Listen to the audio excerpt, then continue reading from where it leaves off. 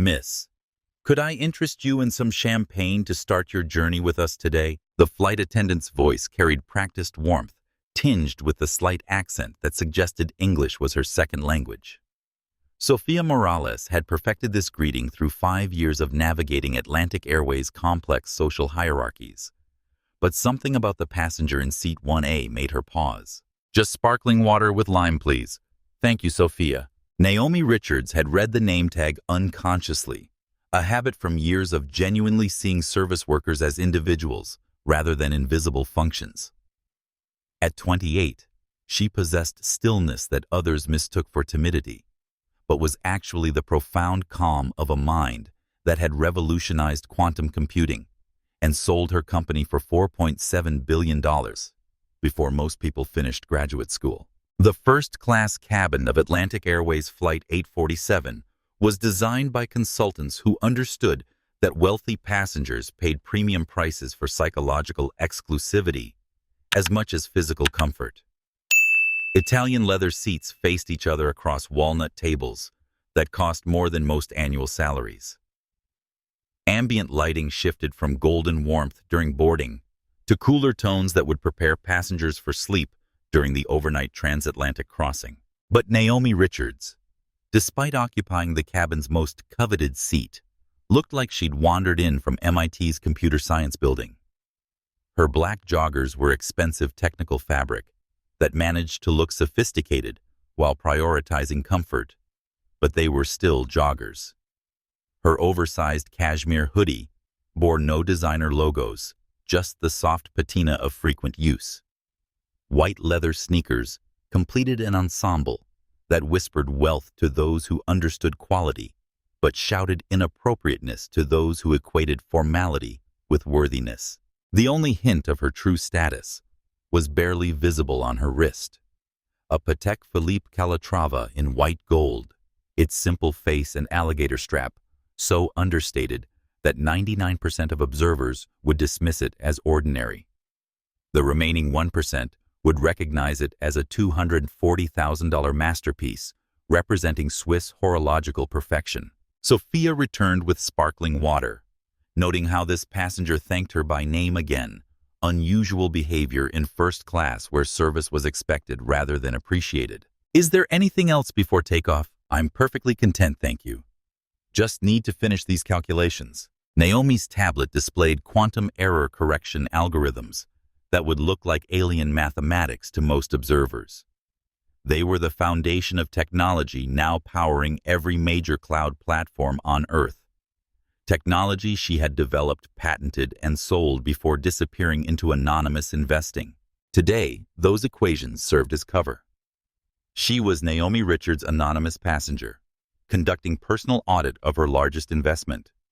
What nobody knew, not Sophia, not other passengers, certainly not the crew, was that Naomi owned 62% of Atlantic Airways through Meridian Capital. She had acquired the struggling airline 18 months ago, investing hundreds of millions in new aircraft and enhanced training. But she had never revealed her identity to management, never attended board meetings, never compromised the anonymity that allowed her to evaluate the company as an ordinary customer. Around her boarding continued with orchestrated efficiency. First-class passengers entered with entitled ease, each carrying themselves like minor royalty boarding private transportation. In seat 2A, Bradley Hartwell III wrestled with an oversized Louis Vuitton bag. At 58, he was pharmaceutical royalty, whose family fortune traced back to patent medicines in the 1890s. His round face grew redder as physics refused to accommodate his assumption that wealth exempted him from dimensional restrictions. "This is absolutely unconscionable," he muttered loudly enough for surrounding passengers to hear. "These compartments shrink every year while they pack us in like sardines and call it premium service." 3 rows back, Elena Rodriguez glanced up from immigration law briefs with the sharp attention of someone trained to recognize injustice in its embryonic stages. 20 years of civil rights litigation had given her sensitive radar for discrimination, and wealthy white men complaining about rules usually preceded more serious behavioral problems. Across the aisle, Margaret O'Sullivan observed the unfolding dynamics with patient expertise. 40 years of managing diverse classrooms had taught her to read social situations with anthropological precision. Her iPhone rested strategically in her lap, a reflex from decades of documenting administrative misconduct. Behind them, James Morrison reviewed notes for his London AI startup interview. His journalistic instincts automatically cataloged fellow passengers filing away details that might become relevant. Something about the young black woman in 1A nagged at him, recognition he couldn't quite place. Sophia approached Bradley with diplomatic professionalism. "Sir, I'd be happy to gate-check that bag. It would be available immediately at the jet bridge in London." Bradley's face flushed deeper. "And let those baggage thugs rifle through pharmaceutical research worth more than your mortgage. This bag contains proprietary cardiac medication data that could save thousands of lives. Find a way to make it fit." Captain Marcus Thompson emerged from the cockpit like Caesar surveying his empire. At 52, he retained the bearing that had made him natural airline material 3 decades ago. Tall, square-jawed silver temples suggesting experience rather than age. His uniform was museum quality, 4 gold stripes gleaming under precisely positioned lighting. But perfection was Marcus's armor against a world determined to diminish everything he valued about aviation excellence. The divorce had finalized 8 months ago, consuming half his pension in alimony to a woman who'd called him emotionally unavailable and stuck in the past. His son David had dropped out of medical school with $180,000 in debt, now lived in Marcus's basement, and showed no ambition beyond video games and disappointment. The mortgage on his Connecticut house was 5 months behind, and credit card balances had reached numbers he preferred not to calculate. Financial pressure was only part of his burden. The airline industry had changed in ways that left him feeling like a museum exhibit. When he'd started in 1995, pilots commanded genuine respect from passengers and crew. Aviation retained magic for most travelers, and first class maintained standards reflecting the seriousness of flight. Now pilots were viewed as expensive overhead by MBA executives. Passengers treated aircraft like public buses, and first-class cabins were populated by people with no understanding of aviation tradition or respect for proper protocol. People like the girl in 1A. His gaze lingered on Naomi with growing irritation. She was absorbed in her tablet, completely ignoring his presence, a breach of etiquette unthinkable in earlier decades. Her casual attire might pass in economy, but it demonstrated profound disrespect for first-class privilege. His father, Navy pilot Captain Robert Thompson Sr., had raised him to believe authority carried responsibility. Respect must be earned and demonstrated, and maintaining discipline was essential for operational safety. A superior officer doesn't just command the mission his father had taught him. He sets standards for everyone under his authority. Allow disrespect to go unchallenged. Permit discipline to deteriorate. And you're not just failing as a leader, you're compromising safety for everyone, depending on your judgment. Those words had guided Marcus through 28 years of commercial flying. He had maintained strict protocols, demanded excellence from crew, and insisted passengers follow established procedures. His safety record proved his methods: 0 accidents, 0 incidents, 0 tolerance for behavior that compromised operational integrity. But lately, he questioned whether his approach was valued. The company promoted younger pilots over him, despite inferior experience. Management prioritized customer satisfaction scores over operational discipline, and passengers increasingly treated air travel like casual transportation rather than the technological miracle it represented. Looking at Naomi Young Black, dressed inappropriately, ignoring his authority, Marcus saw everything wrong with modern aviation. She embodied declining standards, eroding respect, fundamental misunderstanding of what premium service meant. Someone needed to provide education. He approached the galley where Sophia arranged crystal with practiced precision. "Sophia," he said, voice pitched to carry while maintaining conversational illusion. I wanted to discuss maintaining service excellence during tonight's crossing. Sophia's pulse quickened. Excellence discussions with Captain Thompson typically preceded public corrections of crew performance. Of course, Captain. Is there something specific requiring attention? Marcus positioned himself to ensure audibility throughout the forward cabin, while appearing focused on crew coordination. I've been reflecting on changes in our passenger demographics during my 28 years with Atlantic Airways. We've seen remarkable technological advances and operational improvements. However, I'm increasingly concerned that revenue maximization has compromised the exclusivity that once defined premium cabin service. Sophia nodded carefully, recognizing coded language, but uncertain how to respond without triggering his displeasure. In previous eras, Marcus continued volume rising for broader audibility. First-class passengers possessed intuitive understanding of appropriate behavior and social expectations. There was unspoken agreement about standards passengers understood. What was expected? Crew knew what to provide. Everyone participated in maintaining atmosphere, befitting significant investment in premium travel. Elena Rodriguez abandoned pretense of document review. 2 decades of discrimination law had trained her to recognize preliminary staging for bias targeting. The captain was establishing ideological justification for behavior likely to violate federal anti-discrimination statutes. Unfortunately, Marcus expanded, now speaking clearly enough for every forward passenger to hear. Contemporary travelers seem to believe that obtaining first-class access through whatever means entitles them to ignore established protocols. They dress casually, behave inappropriately, demonstrate no appreciation for elevated service experience. Margaret O'Sullivan had heard identical rhetoric from administrators targeting minority students with dress codes. Her teaching experience had trained her to recognize coded language for socioeconomic and racial bias. The fundamental issue, Marcus continued pointedly, is that certain passengers lack familiarity with first-class expectations. They haven't been raised with these standards, haven't experienced this service level previously, don't understand behavioral norms, maintaining cabin atmosphere for passengers who genuinely belong here. The word belong hung like an accusation, loaded with implications about worthiness and assumptions that some passengers were mistakes rather than legitimate customers. Bradley seized the opportunity to demonstrate proper alignment. "Captain Thompson, you're absolutely correct," he announced loudly.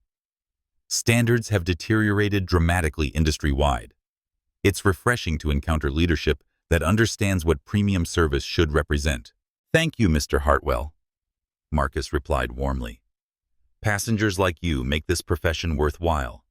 People who understand tradition, respect protocol, appreciate craftsmanship in exceptional service." The exchange was theatrical, establishing clear categories, while providing social validation for discriminatory attitudes. Within 60 seconds, Marcus had criticized declining standards, received endorsement from the wealthy white passenger, and created atmosphere where everyone understood who belonged and who required correction. James Morrison looked up with journalist's instinct for developing stories. He still couldn't place the woman in 1A, but the captain's performance was building towards something newsworthy. From seat 1A, Naomi processed every word while appearing absorbed in quantum calculations. Her mind ran parallel analyses, solving mathematical proofs, while calculating the psychological profile of a man whose insecurity had crystallized into discriminatory targeting. Rather than feeling threatened, she was curious how far his prejudice would take him. As someone accustomed to being underestimated because of age, gender, and race, she had developed sophisticated strategies for handling discrimination. This situation offered unique research opportunities, discovering whether her employees' bias would extend to physical confrontation with the company's owner. The cabin settled into pre-departure rhythm, a choreographed performance justifying premium prices through psychological comfort as much as physical amenities. Crystal clinked as Sophia served Dom Perignon to those wanting celebration, and premium water to those preferring sobriety. Lighting adjusted to flattering tones, suggesting success and sophistication. For most passengers, this represented commercial aviation's apex. Seats wider than office chairs, Italian leather conditioned to buttery perfection. entertainment systems loaded with unreleased content, amenity kits containing skincare products costing hundreds at retail. But Naomi understood luxury often functioned as trap, making people comfortable with inequality, while convincing them preferential treatment was earned rather than purchased. It created artificial hierarchies, unrelated to human worth, everything to do with economic accident. She observed Bradley settling into his throne with futile satisfaction. His $15,000 bag was safely stowed after Sophia's patient rearrangement of other passengers' belongings. Rather than acknowledging extraordinary service, Bradley simply nodded as though miracles were his natural due. Finally, competent handling. He muttered to no one specifically. I don't understand why airlines can't maintain adequate storage for their most valued customers. Naomi had witnessed identical attitudes in venture capital meetings. Wealthy individuals convinced success existed in vacuum independent of countless people enabling their comfort. They forgot engineers designing aircraft mechanics, maintaining them, controllers, guiding them safely, hundreds of service workers, transforming routine transportation into pampered luxury. She returned to quantum algorithms, but attention was divided between mathematical proofs and behavioral analysis. In peripheral vision, she tracked Marcus's movement like a scientist observing territorial dominance patterns. His interactions followed clear hierarchy based on visual assessment. With Bradley, he was deferential. Mr. Hartwell, I trust everything meets expectations. We'll have you in London precisely on schedule. With Margaret, politely professional. Good afternoon, ma'am.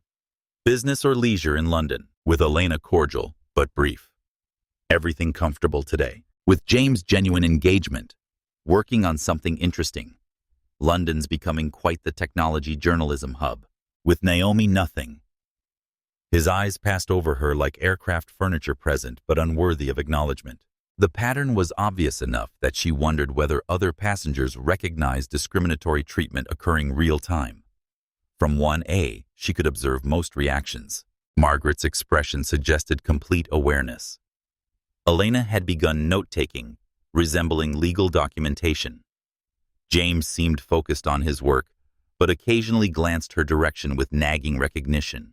Only Bradley appeared oblivious, basking in preferential treatment as confirmation of inherent superiority, rather than Captain's prejudiced assumptions. Sophia moved with practiced efficiency but detectable tension. The flight attendant was hyper-aware of Marcus's presence, maintaining perfect posture whenever he was nearby. Something fearful in how she monitored his reactions suggested one misstep could trigger serious professional consequences. Naomi made mental notes, unrelated to customer satisfaction, everything to do with corporate culture assessment. What environment had she unknowingly funded? How had diversity training translated into daily operations? Why did a captain feel comfortable expressing obvious bias without fearing consequences? Questions multiplied as she observed the ecosystem purchased but never examined from ground level. On paper, Atlantic Airways looked progressive. Diverse hiring statistics, comprehensive anti-discrimination policies, inclusion training, customer service scores, ranking among industry leaders. But documentation could be manipulated, policies ignored, training performative rather than transformative. The only way to assess organizational culture was experiencing it as someone without power to demand special treatment. From 1A, wearing clothing that apparently marked her unwelcome in her own aircraft, Naomi was receiving education in the gap between corporate promises and operational reality. She sipped perfectly prepared sparkling water. Noting Sophia remembered the lime and served it in crystal evidence. Some employees understood professional service, regardless of passenger appearance or captain's obvious preferences. At least part of her investment functioned as intended. Marcus approached the galley with measured authority, polished Oxfords clicking against composite flooring in rhythm, announcing his presence to anyone paying attention. Sophia was arranging amenity kits with meticulous care, looking up immediately when sensing his approach. Sophia, he said, voice calibrated to carry throughout first class while maintaining private conversation illusion. I wanted to address concerns about maintaining proper service standards during this evening's flight. Sophia felt her heart accelerate. Standards discussions with Captain Thompson historically ended badly for crew members who failed to read his expectations correctly. Certainly, Captain. Is there something specific I should be aware of? Marcus angled himself for maximum voice projection to passengers most likely to appreciate his message. I've been contemplating our industry's evolution during my 28 years with Atlantic Airways. He began settling into lecture tone, suggesting the conversation wouldn't be brief. We've witnessed remarkable advances in technology and safety protocols. However, I'm increasingly concerned that focus on revenue maximization has compromised the exclusivity once defining premium cabin service. Sophia nodded politely, while her stomach developed familiar knots, accompanying Marcus's philosophical discussions about airline decline. In previous decades, he continued voice gaining volume and authority. First-class passengers possessed intuitive understanding of appropriate dress codes and behavioral expectations. There was unspoken agreement about standards passengers knew. Requirements. Crew understood delivery. Everyone participated in maintaining atmosphere, justified by premium pricing. 3 rows behind Elena Rodriguez had abandoned legal document pretense. As an attorney specializing in civil rights violations, she recognized preliminary staging for discriminatory targeting. The captain was establishing ideological foundation for behavior, likely violating federal anti-discrimination statutes. Unfortunately, Marcus expanded speaking loudly enough for clear cabin-wide audibility. Contemporary passengers seem convinced that purchasing first-class access or obtaining it through questionable means entitles them to ignore established protocols. They dress like they're attending college study sessions, behave inappropriately, demonstrate zero appreciation for elevated service experience they're receiving. Margaret O'Sullivan had heard identical arguments from administrators wanting to impose dress codes disproportionately targeting minority students. Teaching experience had trained her to recognize coded language for socioeconomic and racial bias. The core problem, Marcus continued with increasing pointedness, is that certain passengers lack familiarity with first-class behavioral norms. They haven't been raised with these standards, haven't experienced this service level, don't understand social requirements, maintaining cabin atmosphere for passengers who've genuinely earned their presence here. The word earned reverberated like an accusation loaded with implications about worthiness and assumptions that some passengers were charity cases rather than legitimate customers. Bradley Hartwell seized opportunity to demonstrate proper authority alignment. Captain Thompson, I couldn't agree more emphatically. He announced with volume, ensuring universal audibility. Standards have absolutely deteriorated throughout the industry. It's genuinely refreshing to encounter airline leadership that still understands what premium service should represent. Thank you, Mr. Hartwell, Marcus replied with authentic warmth. Passengers like you make this profession worthwhile. People who understand tradition, respect established protocol, appreciate genuine craftsmanship in exceptional service delivery. The exchange was deliberately theatrical, establishing clear passenger categories while providing social validation for discriminatory attitudes. Within 90 seconds, Marcus had criticized declining standards, received endorsement from the wealthy white passenger, and created atmosphere where everyone understood who belonged versus who required correction. James Morrison looked up from his laptop with sharp attention of a journalist recognizing developing story. He still couldn't place the woman in 1A, but the captain's performance was clearly building towards something newsworthy and potentially explosive. Sophia felt increasingly uncomfortable with conversation direction. Her training emphasized treating all passengers with equal dignity, but challenging captain's worldview was professional suicide for flight attendants who needed employment. Of course, Captain, she said carefully. All passengers deserve professional service treatment. Professional service. Absolutely, Marcus replied. But professional service sometimes requires educational guidance for passengers unfamiliar with appropriate behavioral expectations. When standards slip, when people believe rules don't apply to them personally, it becomes necessary to provide direct clarification. From seat 1A, Naomi had processed every word of Marcus's coded rhetoric, while appearing absorbed in quantum calculations. Her analytical mind ran parallel processes, solving complex mathematical proofs while calculating psychological profile of a man whose insecurity had crystallized into discriminatory targeting. She understood Marcus had moved beyond subtle bias into active preparation for direct confrontation. His speech established ideological justification, gained social validation, created witnesses who would support his authority when he escalated. But rather than feeling threatened by obvious intentions, Naomi found herself curious about how far his prejudice would carry him.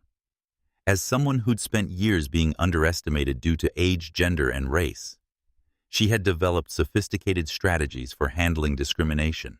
This situation offered unique research opportunities, discovering whether her employees' bias would extend to physical confrontation with the company's owner. 40 minutes into the flight, as Atlantic Airways Flight 847 reached cruising altitude and settled into transatlantic rhythm, Naomi finished reviewing quantum error correction sequences and reached for her sparkling water. The glass was perfectly chilled, lime sliced to ideal proportions, carbonation level, exactly right evidence. Sophia understood professional beverage service regardless of her captain's discriminatory attitudes. Naomi took a long, appreciative sip, then set the glass on the wooden ledge beside her seat. It was minor oversight in concentration on mathematical proofs. She'd forgotten the coaster Sophia had provided. The glass sat directly on polished walnut, creating precisely the kind of trivial etiquette breach occurring hundreds of times daily in first-class cabins without incident. Under normal circumstances, such negligible mistakes were handled discreetly during routine service. A flight attendant might simply relocate the glass or mention placement politely during dish collection. It was barely worth noticing, much less addressing as disciplinary matter. But Captain Marcus Thompson had been monitoring Naomi's every action, waiting for exactly this opportunity. He crossed the cabin with prosecutorial deliberation, stopping directly beside seat 1A with theatrical precision. His large frame cast shadow over her workspace, making ignoring his presence impossible. "Excuse me, miss," he said, voice calibrated for cabin-wide audibility while maintaining politeness. "Veneer. Your water glass placement." Naomi looked up from her tablet to see Marcus pointing at the glass with dramatic gesture, typically reserved for courtroom revelations. She glanced at the coaster barely 3 inches away, immediately understanding both her minor error and his grossly disproportionate response. "My apologies," she said calmly, reaching to correct placement. But Marcus was faster, snatching the glass with unnecessary theatrical flair that scattered water droplets across the very surface he claimed to protect. "This cabin represents significant investment in premium materials and craftsmanship," he announced, holding the glass aloft like criminal evidence. "We provide coasters specifically to prevent water rings creating permanent damage, requiring expensive refinishing procedures." Several passengers turned to observe the spectacle. Elena Rodriguez positioned her phone for discreet audio recording. Margaret O'Sullivan's finger hovered over camera application. "Our flight attendants work exceptionally hard, maintaining aesthetic standards justifying first-class pricing." Marcus' continued voice growing louder with each sentence. "When passengers ignore basic courtesy requirements, it creates additional work for crew members who have more important responsibilities, like ensuring safety for everyone aboard this aircraft." The lecturing tone was designed to reduce Naomi to scolded child status, establishing hierarchical dominance through public humiliation. But she had endured similar treatment from venture capitalists and board members who'd underestimated her capabilities based on demographic assumptions. "You're absolutely correct, Captain," she replied, voice maintaining perfect composure. "I should have been more careful with your aircraft's furnishings. Thank you for the reminder about proper coaster protocol." Her measured response deflated Marcus's theatrical energy. He'd expected flustered defensiveness, embarrassed apologies, maybe tears validating his authority. Instead, he received mature acknowledgement, delivered without shame or intimidation. "Well," he said, clearly disappointed by her composure, "just exercise more mindfulness regarding standards going forward. Rules exist for legitimate operational reasons." "Certainly," Naomi agreed. though I might suggest such guidance would be more effective when delivered privately rather than as public demonstration. Most passengers prefer discreet correction over cabin-wide announcements about minor oversights. Don't you think? The suggestion hung like a challenge. She'd just critiqued a captain's leadership methodology in front of passengers and crew using diplomatic language to deliver professional rebuke. Marcus felt heat rise in his face. This passenger, this young woman in inappropriate attire who clearly didn't belong in first class, had just questioned his authority and suggested he modify his approach to accommodate her comfort preferences.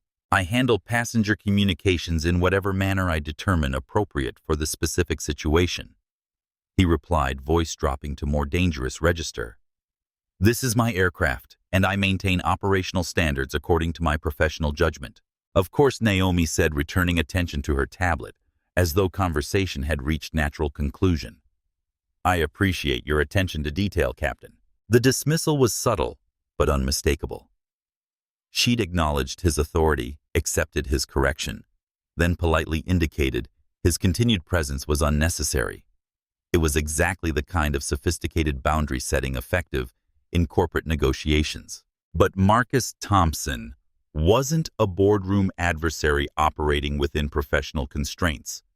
He was financially pressured authority figure whose insecurity had been exposed by someone he'd categorized as unworthy of respect. Sophia approached with replacement glass and fresh coaster, her movement careful and apologetic.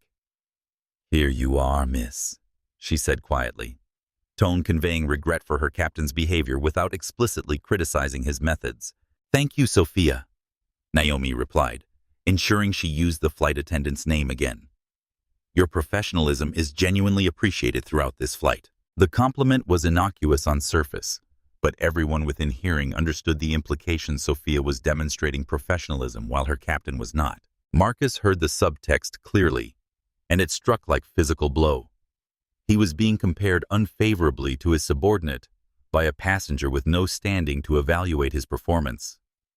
The humiliation of being subtly criticized by someone dressed like a college student was more than his wounded pride could tolerate. Perhaps, he said, voice tight with controlled anger. Certain passengers require more direct communication than others. Experience has taught me that subtle approaches don't always succeed with individuals unfamiliar with first-class behavioral expectations. The coded language was becoming less subtle with each exchange.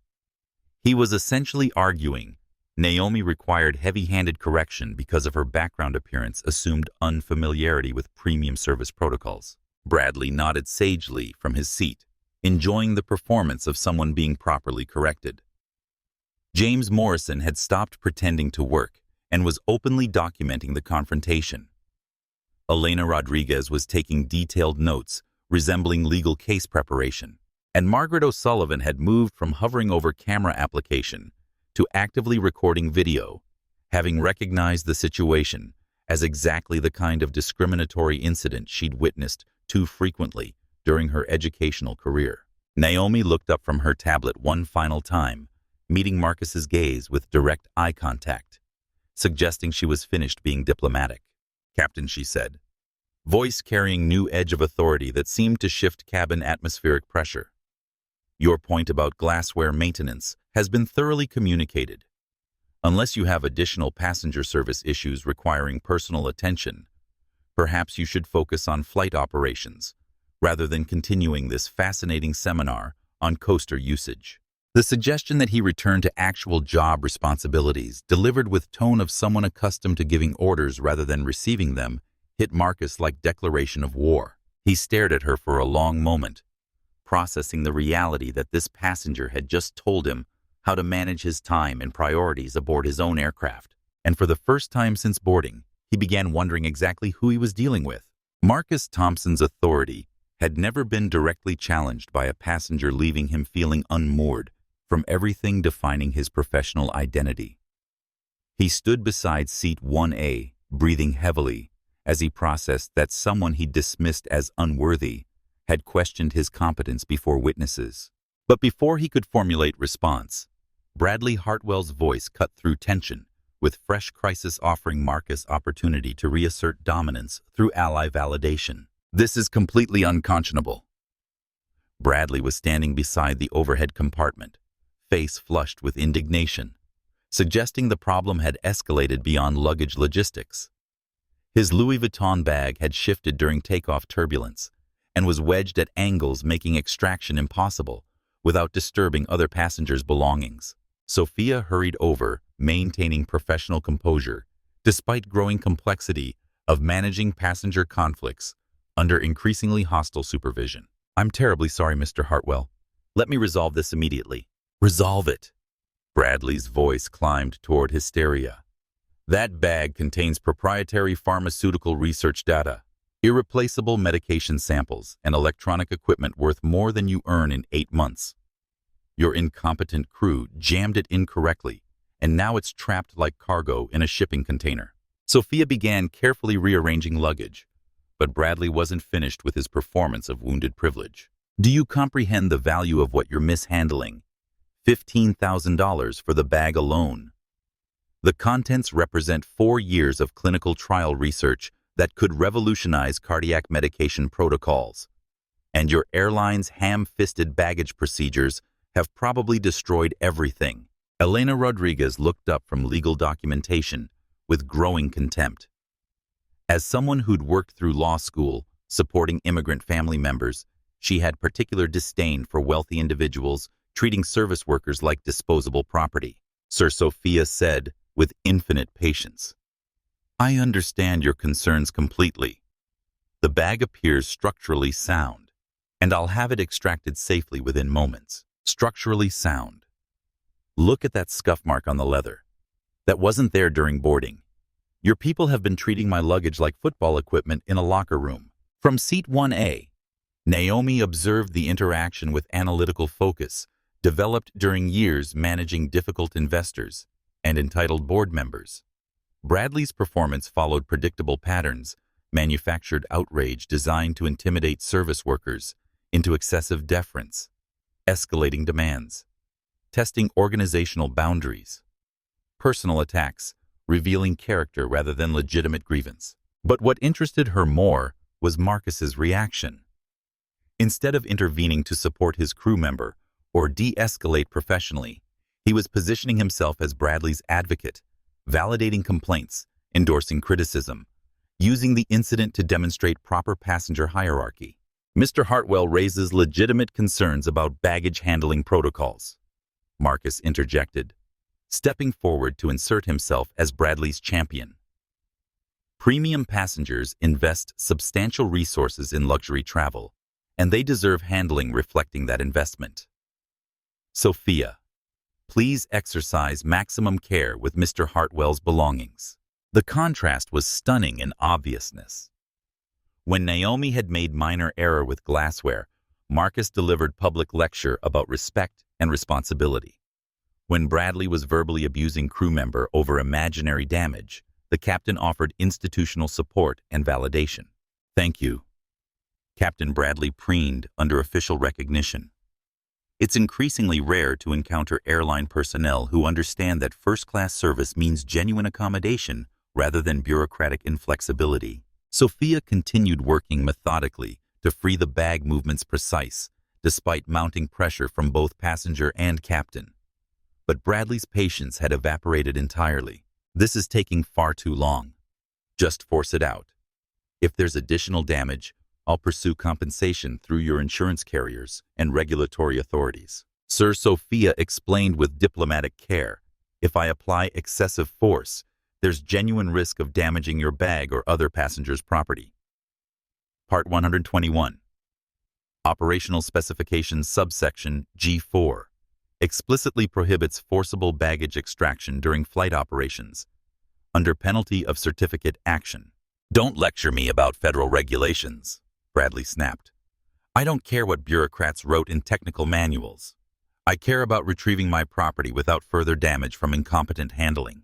From seat 1A, Naomi's voice cut through escalating conflict with surgical precision that seemed to freeze everyone mid-motion. "Actually, Part 121, Operational Specifications Subsection G4, is quite specific about baggage handling procedures during commercial flight operations. The flight attendant is following correct protocols to prevent exactly what you're concerned about: damage to personal property during forced extraction attempts. Every head in first class turned toward her like flowers tracking sunlight. Bradley looked confused. Sophia appeared grateful, and Marcus looked like he'd been struck by lightning for the second time in 40 minutes. Furthermore, Naomi continued, tone remaining conversational, while delivering technical expertise. The regulation exists because forcing improperly positioned luggage can create sudden weight redistribution during turbulence events, potentially causing serious injury to passengers. Additionally, baggage compartment structural integrity depends on proper load distribution.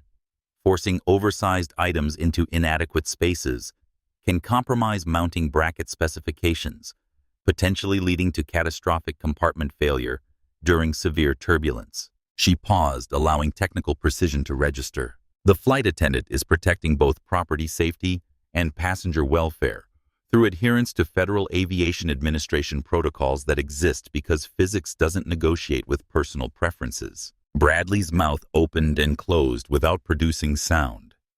He'd expected support from fellow first-class passengers, not detailed regulatory breakdown of why his demands were both wrong and potentially dangerous. Marcus felt the world shift beneath his feet again. The casual passenger in street clothes had just quoted specific Federal aviation specifications, with accuracy suggesting professional familiarity with commercial air transport regulations. She hadn't hesitated, hadn't guessed she had known exact regulatory sections and their practical applications. "How do you know Part 121 operational specifications?"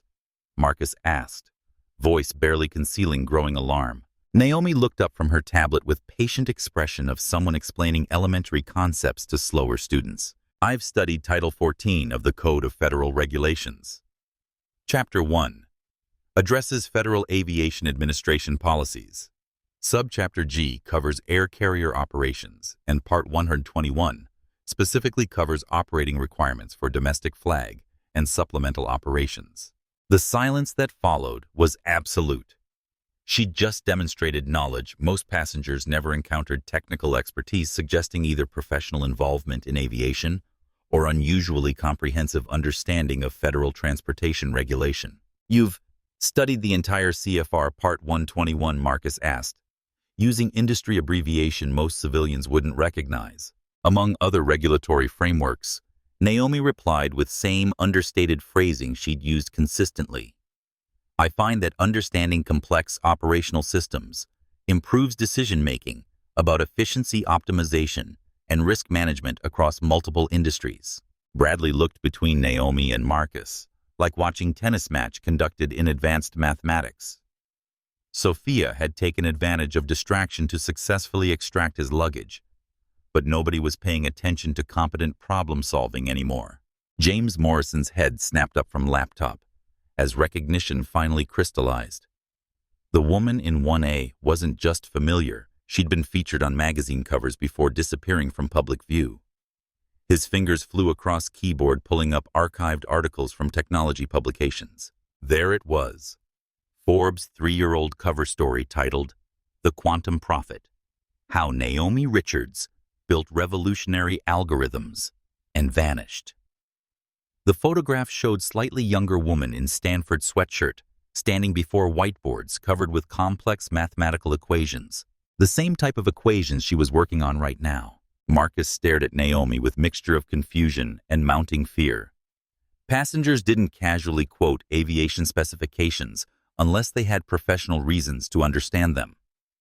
Her knowledge was too specific, too immediate, too comprehensive to result from casual interest. "Are you employed in aviation industry?" he asked, though uncertain he wanted the answer. Naomi considered the question carefully, weighing response against strategic value of maintaining anonymity versus potential benefits of partial revelation. "I work in multiple industries." "Captain," she said, voice carrying new undertone of authority, making every passenger lean forward slightly. "Currently, my focus includes operational efficiency analysis and customer service evaluation in premium transportation sectors." The words were precisely chosen, technically accurate, absolutely terrifying to anyone understanding their implications. She'd just identified herself as someone who evaluated airline operations professionally: inspector, auditor, consultant, or worse, corporate executive conducting anonymous oversight. Marcus felt perspiration despite cabin's perfect climate control. His mind raced through the previous 90 minutes, reviewing every comment, assumption, discriminatory statement he'd made while believing himself immune from consequences. If this woman was conducting corporate evaluation of Atlantic Airways, he'd just performed masterclass in biased passenger treatment, unprofessional crew leadership, and violation of company diversity policies in front of audience that included the person assessing his performance. But surely, he reasoned desperately, corporate auditor would have proper credentials, would have identified herself officially, would look like executives he was accustomed to dealing with in airline management. She was probably bluffing, trying to intimidate him with technical knowledge acquired somewhere. Maybe she worked for law firm, had connections in regulatory world, was simply intelligent enough to research aviation specifications for personal interest. But even as he tried to rationalize the situation, Marcus Thompson felt foundation of his authority beginning to crack. And in deepest part of his mind, small voice was asking the question he desperately didn't want to consider. What if she was exactly who she was implying herself to be? Marcus Thompson's hands trembled slightly as he faced terrifying possibility that he'd gravely underestimated the passenger in seat 1A. Her knowledge of federal aviation regulations was too precise to be coincidental. Her calm authority too practiced to be performance. But acknowledging that would mean admitting he'd spent 90 minutes discriminating against someone with potential power to destroy his career. Desperation drove him toward one final attempt to expose what he prayed was superficial knowledge, masquerading as genuine expertise. "Listen carefully, sweetheart," he said, voice taking on the condescending tone reserved for passengers who questioned his technical authority. Anyone can memorize regulation numbers they found online. But do you actually understand the aerodynamic and structural engineering principles behind those regulations? Can you explain why they exist, beyond simple bureaucratic compliance requirements? It was a challenge designed to reveal theoretical knowledge versus practical understanding. In Marcus's experience, people could quote rules without comprehending real-world applications. He was betting Naomi's expertise was academic rather than operational. Naomi looked up from her tablet with expression suggesting mild amusement at his desperate attempt to test her competence. "Are you asking me to explain the fluid dynamics, materials, science, and structural engineering principles that necessitate baggage restraint requirements during commercial flight operations?" "Captain, enlighten me," Marcus replied, crossing arms in gesture meant to project confidence, but revealing defensiveness to anyone paying attention. "Certainly." Naomi set her tablet aside and gave him complete attention, voice taking on precise cadence of someone accustomed to explaining complex technical concepts to board members and investors who needed education before making informed decisions. Part 121.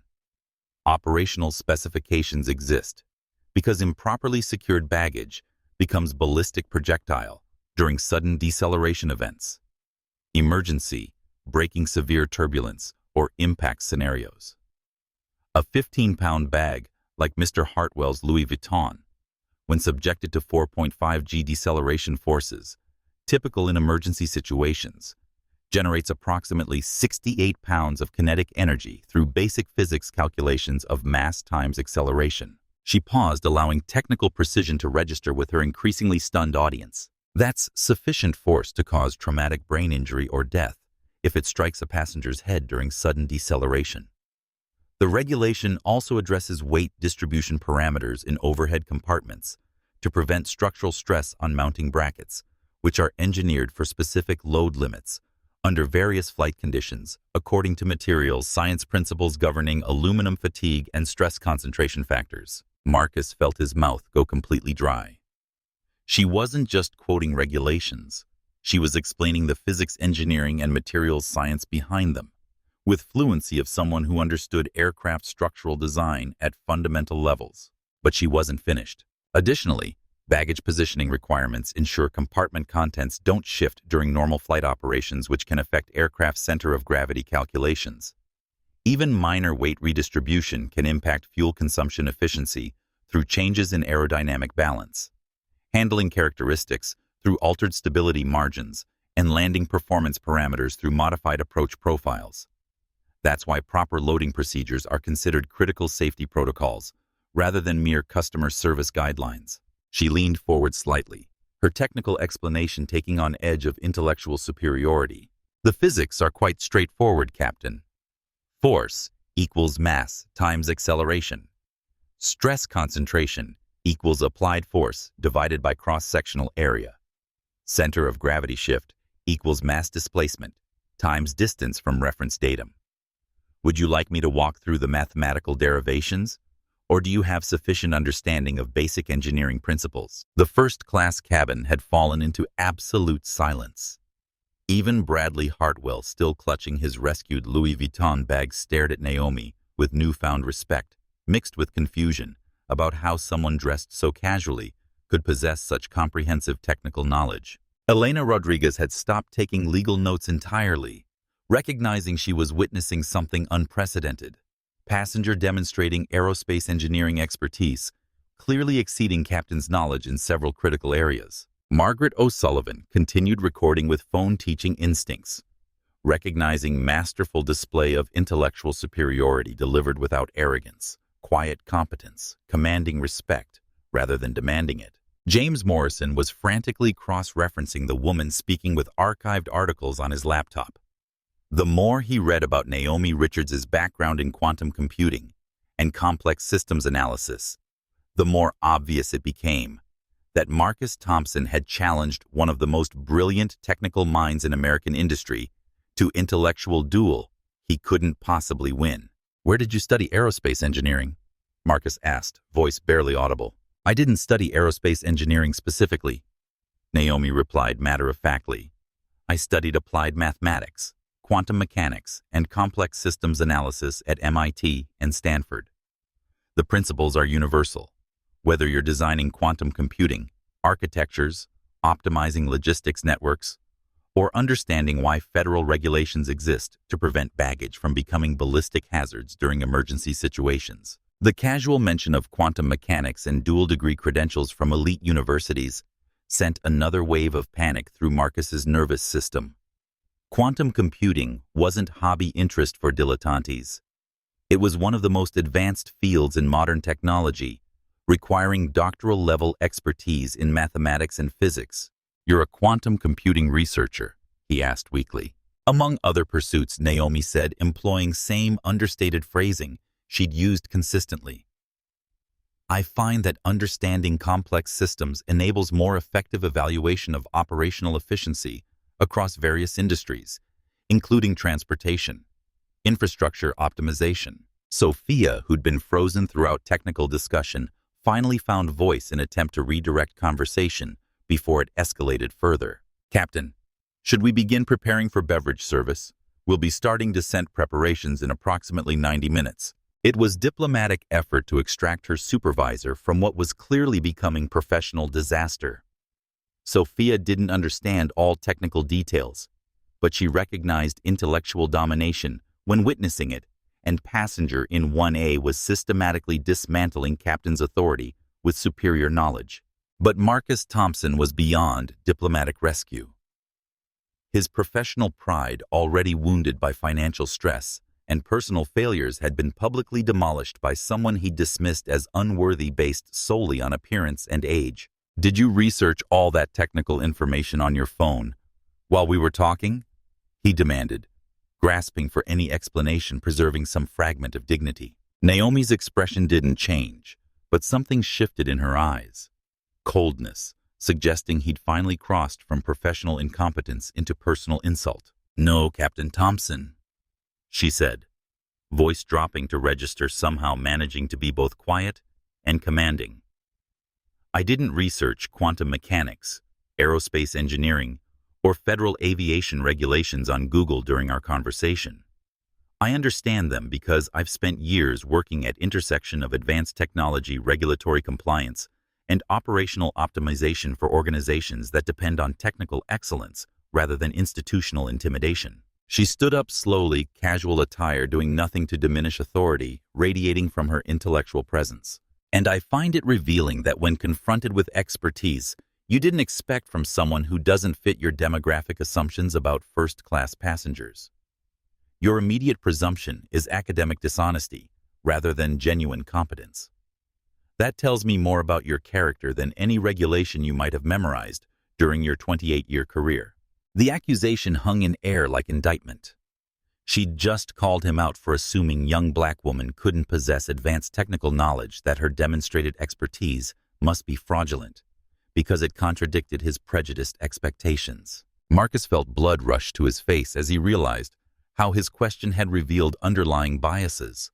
But instead of acknowledging mistake, instead of recognizing discriminatory assumptions he'd exposed, he doubled down on authority as captain. I don't appreciate being lectured about my own aircraft by some arrogant passenger who thinks reading technical manuals qualifies her as aviation expert, he said, voice rising loud enough to carry throughout cabin. This is my flight, my responsibility, and my authority. And I don't need some smart-mouthed college girl in street clothes telling me how to manage my professional obligations. The words, smart-mouthed college girl, echoed through first-class cabin like gunshot. Every passenger crew member, every witness understood exactly what had occurred. Captain Marcus Thompson had publicly dismissed demeaned and insulted passenger based on age, race, and gender, while she'd remained calm, professional, and demonstrably more knowledgeable than he was on technical matters relevant to his own profession. Naomi Richards looked at him for a long, measuring moment. Then she smiled, not with warmth or forgiveness, but with cold satisfaction of someone who'd just watched opponent destroy himself completely. "Thank you, Captain," she said quietly. That was extraordinarily illuminating. And in terrible silence that followed, Marcus Thompson finally began understanding that he hadn't just insulted passenger. He'd declared war on someone whose true identity and capabilities he couldn't imagine, and whose resources for retaliation were beyond his comprehension. Captain Marcus Thompson stood in first-class cabin center uniform, soaked with nervous perspiration, his authority reduced to aggressive posturing, marking complete leadership breakdown. Every eye fixed on him, passengers, crew, witnesses to what was rapidly becoming career-ending confrontation. Sophia looked terrified, understanding her captain had crossed boundaries, triggering inevitable consequences. Elena Rodriguez was building comprehensive legal case in her notes. Margaret O'Sullivan's phone captured everything with steady focus of someone documenting institutional failure.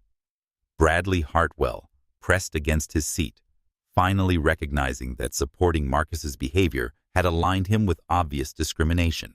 But James Morrison's expression should have warned Marcus he was walking into historical disaster. The tech journalist had confirmed Naomi's identity and was live tweeting the confrontation to his 75,000 followers with breathless excitement of someone witnessing defining moment in corporate accountability. Marcus's internal monologue was chaos wounded. Pride, financial desperation, mounting panic, colliding with 30 years of accumulated resentment about industry changes diminishing his status. This passenger, this young woman violating every assumption about first-class demographics, had made him look incompetent before everyone who mattered. She'd questioned his authority, demonstrated superior knowledge, reduced him to personal attacks while maintaining perfect composure. Worst of all, she'd exposed his discriminatory assumptions with surgical precision, revealing his biases for exactly what they were. But he couldn't retreat now. Too much had been said. Too many witnesses had heard exchanges. Too much of his professional identity was invested in maintaining dominance over his aircraft and everyone aboard. Admitting error would mean acknowledging everything he'd said and done was wrong, not just mistaken, but morally and legally indefensible. The financial pressure crushing him for months seemed to press down with physical weight. Mortgage payments he couldn't make, alimony consuming his salary. Son who disappointed him at every turn. Career no longer providing satisfaction or security, all crystallized into rage directed at the one person who dared challenge his authority when he was most vulnerable. She represented everything he resented about modern world. Young people who didn't respect traditional hierarchies. Minorities who didn't accept assigned roles. Women who believed they could lecture men about technical subjects. Passengers who acted like airplane tickets gave them equal status with airline personnel. And she was sitting in his first-class cabin in the most expensive seat on his aircraft, dressed like college student, conducting herself like she owned the place. Marcus Thompson made his final decision, time to remind everyone exactly who held real power at 37,000 feet. Naomi observed Marcus's psychological breakdown with clinical detachment. She'd witnessed similar patterns in board meetings. Insecure authority figures, responding to intellectual challenges with increasingly desperate displays of dominance. The progression was predictable: initial posturing, escalating aggression, personal attacks, and finally, when all else failed, threats or violence.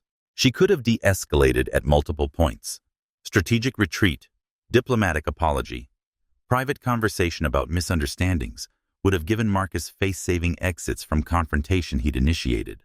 But Naomi Richards hadn't built quantum computing empire by allowing bullies to maintain power through intimidation. And she hadn't invested hundreds of millions in Atlantic Airways to discover her company's culture enabled exactly the discrimination she'd thought she'd eliminated. This was her airline. This was her employee. This was her responsibility to address systematically. So when Marcus Thompson took another step toward her seat, face flushed with anger and professionalism, completely abandoned, Naomi made no effort to help him preserve dignity. Instead, she waited to see exactly how far his prejudice would carry him. Sophia made one desperate final attempt to intervene. "Captain," she said, voice trembling, but determined, "perhaps we should focus on flight operations. The first officer may need consultation on our approach into London." But Marcus was beyond hearing reasonable suggestions.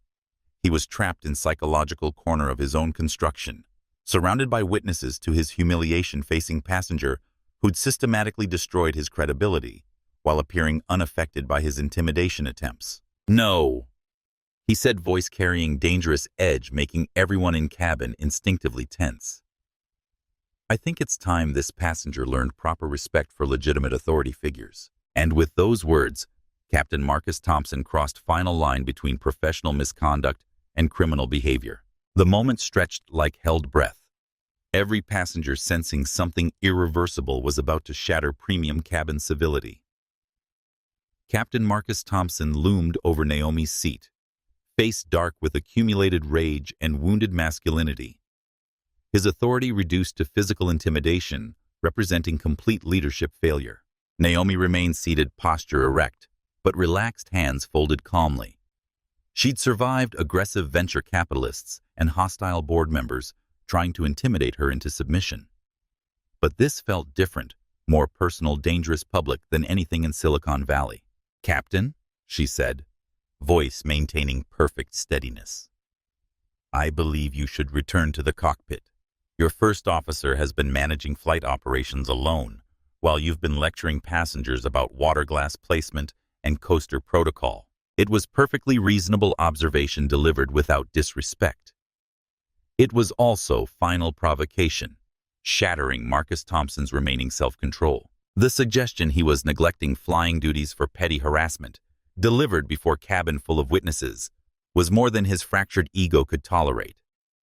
In that moment, 30 years of aviation experience, thousands of safety training hours, decades of professional conduct evaporated like mist.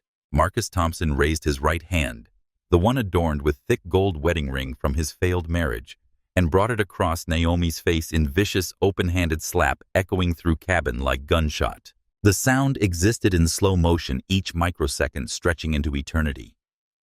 The sharp crack of palm meeting cheek reverberated off aircraft's curved walls. Naomi's head snapped right, her carefully arranged hair whipping through air. Her tablet slid from her lap to floor with plastic clatter punctuating violence. For single stunning heartbeat, absolute silence filled cabin. The only sound was indifferent engine hum, mechanical and emotionless continuing work regardless of human drama. Sophia's hands flew to her mouth, stifling scream of horror. She'd witnessed passenger altercations before, but never violence initiated by captain. Never assault, violating every principle of aviation safety and customer service. Elena Rodriguez fumbled with phone legal training, overriding shock as she ensured audio and video recording was active.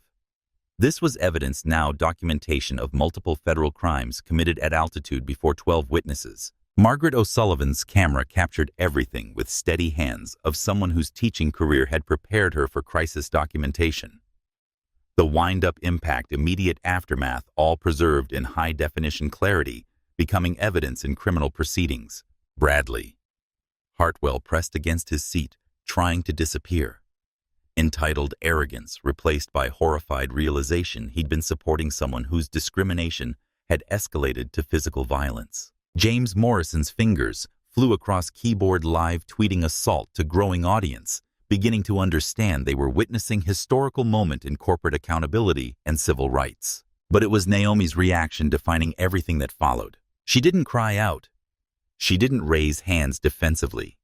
She didn't recoil or show any responses Marcus's primitive brain had expected from his display of physical dominance. Instead, she slowly turned her head back to face him, left cheek bearing distinct red outline of his palm, dark eyes completely calm and utterly devoid of fear. And then she smiled, not with warmth or forgiveness, not with nervous energy of someone trying to diffuse danger, but with cold mathematical satisfaction of someone who just watched opponent make catastrophic strategic error. "Thank you, Captain," she said, voice barely above whisper, but carrying clearly through silent cabin. "That was exactly what I needed to complete my assessment." Marcus Thompson stared down at her hand, still tingling from impact, mind beginning to process what he'd just done. He'd committed felony assault on passenger, on camera, before witnesses, at 37,000 feet, where federal aviation crimes carried enhanced penalties. His career was over. His pension was forfeit. Criminal charges were inevitable. And the woman he'd struck was looking at him with expression of someone who'd just won chess match in single devastating move. Captain Marcus Thompson stood frozen in first-class cabin, hands still raised from slap, staring at Naomi Richards as magnitude of his actions crashed over him like tsunami of consequences. The red handprint on her cheek was already darkening, visible evidence of federal crime committed at cruising altitude before 12 witnesses with recording devices. But instead of satisfying submission he'd expected, instead of tears or apologies or broken spirit validating his authority, he faced woman whose composure had actually increased after being physically assaulted. Naomi touched her cheek gently, examining injury with clinical detachment. "That's going to leave distinctive bruising," she observed conversationally. "Probably fade completely within 10 days. The discoloration should photograph quite clearly for legal documentation and media coverage." The casual discussion of photographic evidence made Marcus's blood turn to ice. She was already thinking strategically about criminal prosecution, civil litigation ways. His moment of violence would be weaponized against him in court and public opinion. "Listen," he started, voice cracking, as desperation replaced rage. I didn't intend to." "Yes, you did," Naomi interrupted, tone remaining unnervingly calm. "You intended to strike me. You intended to humiliate me.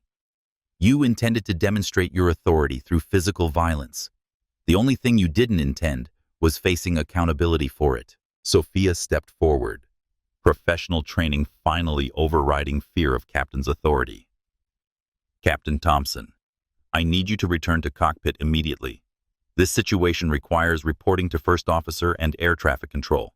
"No," Marcus said, voice taking manic edge as he grasped for any narrative, minimizing legal exposure. "No reports. This was passenger who became aggressive and threatening. I used appropriate force to maintain cabin safety. It's all matter of proper interpretation." Elena Rodriguez looked up from phone where she'd been uploading video evidence to her law firm's secure servers. "Captain, there's no interpretation necessary. You physically assaulted passenger without provocation while she was seated and calm. I have comprehensive documentation, audio recordings, 12 witnesses. This isn't matter of interpretation. It's documented criminal behavior." She was disrupting the flight. Marcus protested story, becoming more desperate with each word. Challenging my authority, refusing crew instructions, creating disturbances among other passengers. Margaret O'Sullivan's voice cut through his fabrications with authority of someone who'd spent 40 years dealing with administrative lies and institutional cover-ups. Captain, I have recorded this entire interaction from beginning to end. The passenger was completely cooperative and professional. She followed every instruction, apologized for minor oversights, demonstrated remarkable patience with your increasingly aggressive behavior. You escalated through discriminatory targeting, and you struck her without any justification whatsoever. James Morrison looked up from laptop where his Twitter thread about assault was approaching viral status. Captain Thompson, I'm journalist with Tech Today. This incident is being reported real-time across social media platforms. Major news outlets are already picking up story. Atlantic Airways stock is going to collapse when markets open tomorrow. The mention of stock prices hit Marcus with fresh terror. If this incident was already public knowledge, if financial markets were responding, if Airline's corporate headquarters was receiving calls from reporters, then damage control was impossible. But he couldn't accept his career was finished. Pension forfeit. Criminal prosecution inevitable. There had to be some way to salvage something from wreckage of his judgment. Everyone put away your phones, he commanded, trying to reassert Captain's authority through volume and desperation. No recording, no social media, no discussion of this incident with anyone. That's direct order from Flight Crew Authority. Naomi's smile widened slightly, taking on edge, suggesting genuine amusement at his continued incompetence. Captain, you have no legal authority to prevent passengers from documenting criminal behavior by airline employees. Federal aviation regulations specifically protect passenger rights to record incidents of crew misconduct. You should know that being aviation professional with 28 years of experience. Her superior knowledge of passenger protection regulations was final humiliation. Even after assaulting her, she possessed better understanding of legal framework governing his prosecution than he did. Sophia made last attempt to extract her supervisor from complete professional destruction. Captain, please return to cockpit. Let me handle passenger services according to proper protocols. We can file appropriate reports when we land and allow proper authorities to investigate everything thoroughly. But Marcus Thompson was beyond rational decision-making. Faced with collapse of everything he'd worked for, confronted by a passenger who seemed to understand aviation law better than he did, surrounded by witnesses broadcasting his downfall to world, he made one final catastrophic attempt to regain control. That's it, he announced, voice echoing through cabin with manic authority.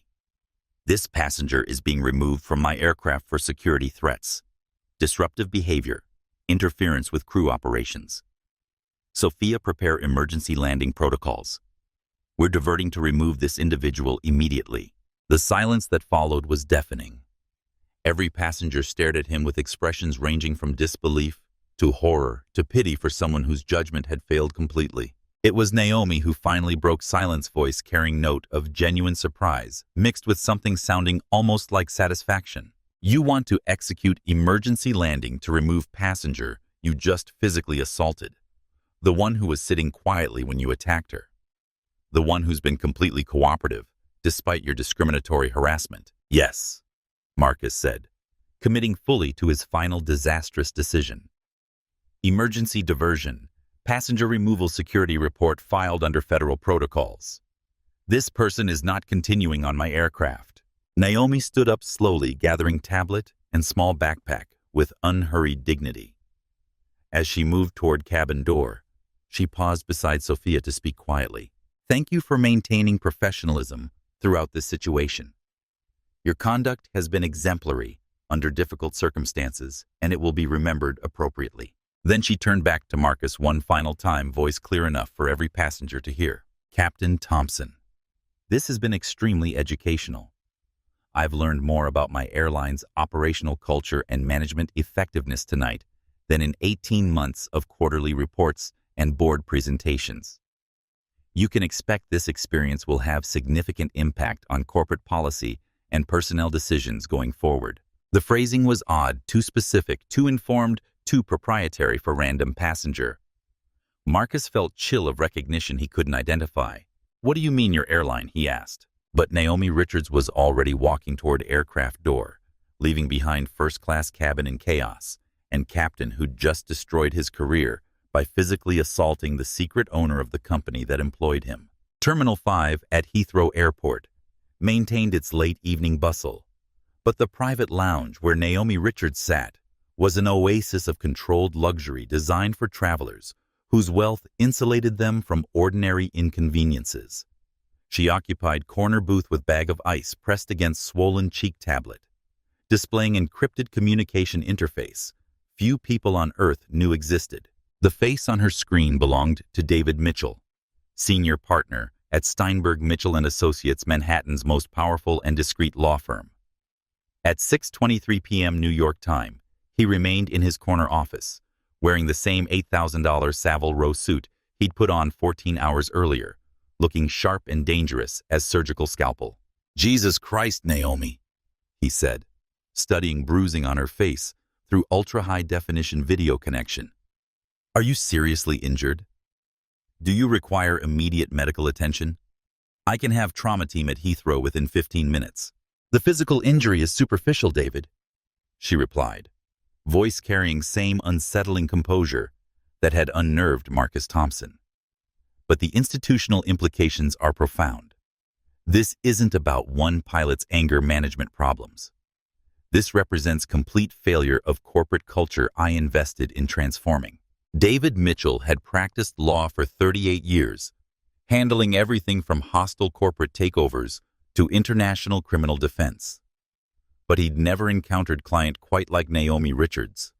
She approached legal strategy with same systematic precision she'd used to revolutionize quantum computing, analyzing problems as interconnected systems, requiring comprehensive solutions. "Walk me through exactly what occurred," he said, opening leather portfolio for detailed notes. "I need every detail, every witness, every piece of evidence we can document." Naomi spent 25 minutes providing clinical breakdown of evening's events, from Marcus Thompson's initial discriminatory speech to final assault. She spoke without emotion, analytical mind reducing traumatic experience to data points and evidentiary categories. The flight attendant, Sophia Morales, attempted de-escalation multiple times and maintained genuine professionalism throughout. She's organizational asset who should be protected and promoted. The passenger witnesses included Elena Rodriguez, immigration lawyer, who captured audio recordings; Margaret O'Sullivan, retired teacher, who recorded comprehensive video; and James Morrison, technology journalist, who live-tweeted incident to 75,000 followers. David scribbled notes frantically, legal mind already constructing frameworks for multiple cases.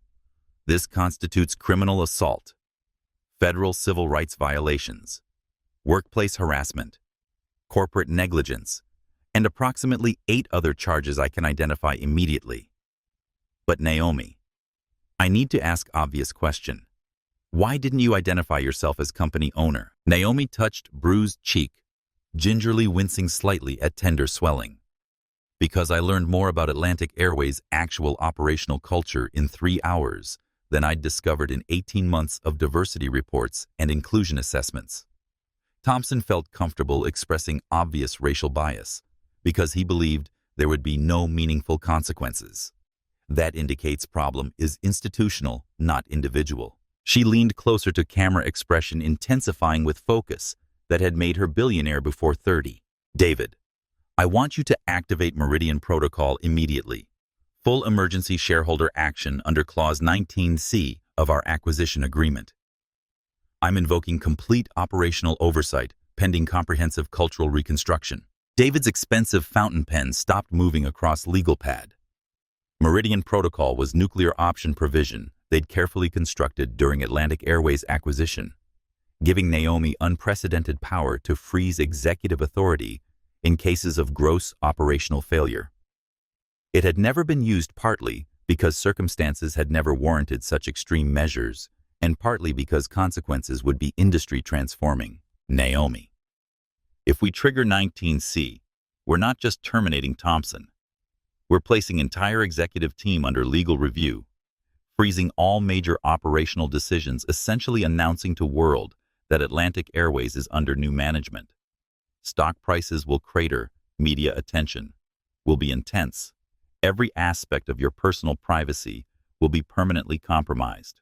My privacy was compromised the moment one of my employees felt comfortable slapping me across face, she replied with cold precision.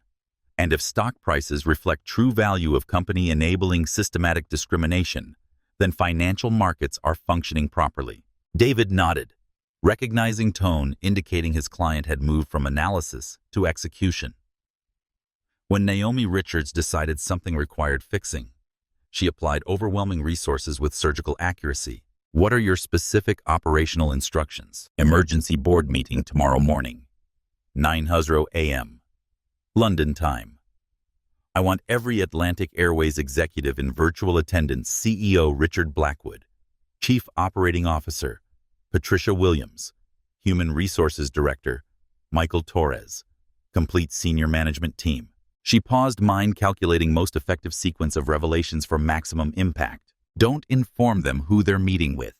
Simply state, majority shareholder is invoking emergency oversight and attendance is mandatory under employment contract terms. I want to observe their faces when they realize who has been evaluating their performance. And Thompson's fate. Marcus Thompson faces federal criminal prosecution for assault civil rights violations, creation of hostile work environment, terminate his employment immediately for cause, forfeit his pension under gross misconduct, provisions ensure his pilot's license undergoes FAA review within 24 hours. David was documenting instructions as rapidly as he could write, mind already racing ahead to logistical challenges of coordinating corporate takeover from London while building multiple criminal cases simultaneously. I'll need witness statements from all passengers, copies of video and audio recordings, medical documentation of your injuries, comprehensive investigation of Thompson's employment history. If this represents pattern of discriminatory behavior, we need evidence of corporate negligence in retaining him. Already coordinated, Naomi said, holding up phone showing detailed checklist. Elena Rodriguez and Margaret O'Sullivan have agreed to provide testimony and evidence. James Morrison's article will be published in tomorrow's Tech Today with complete documentation.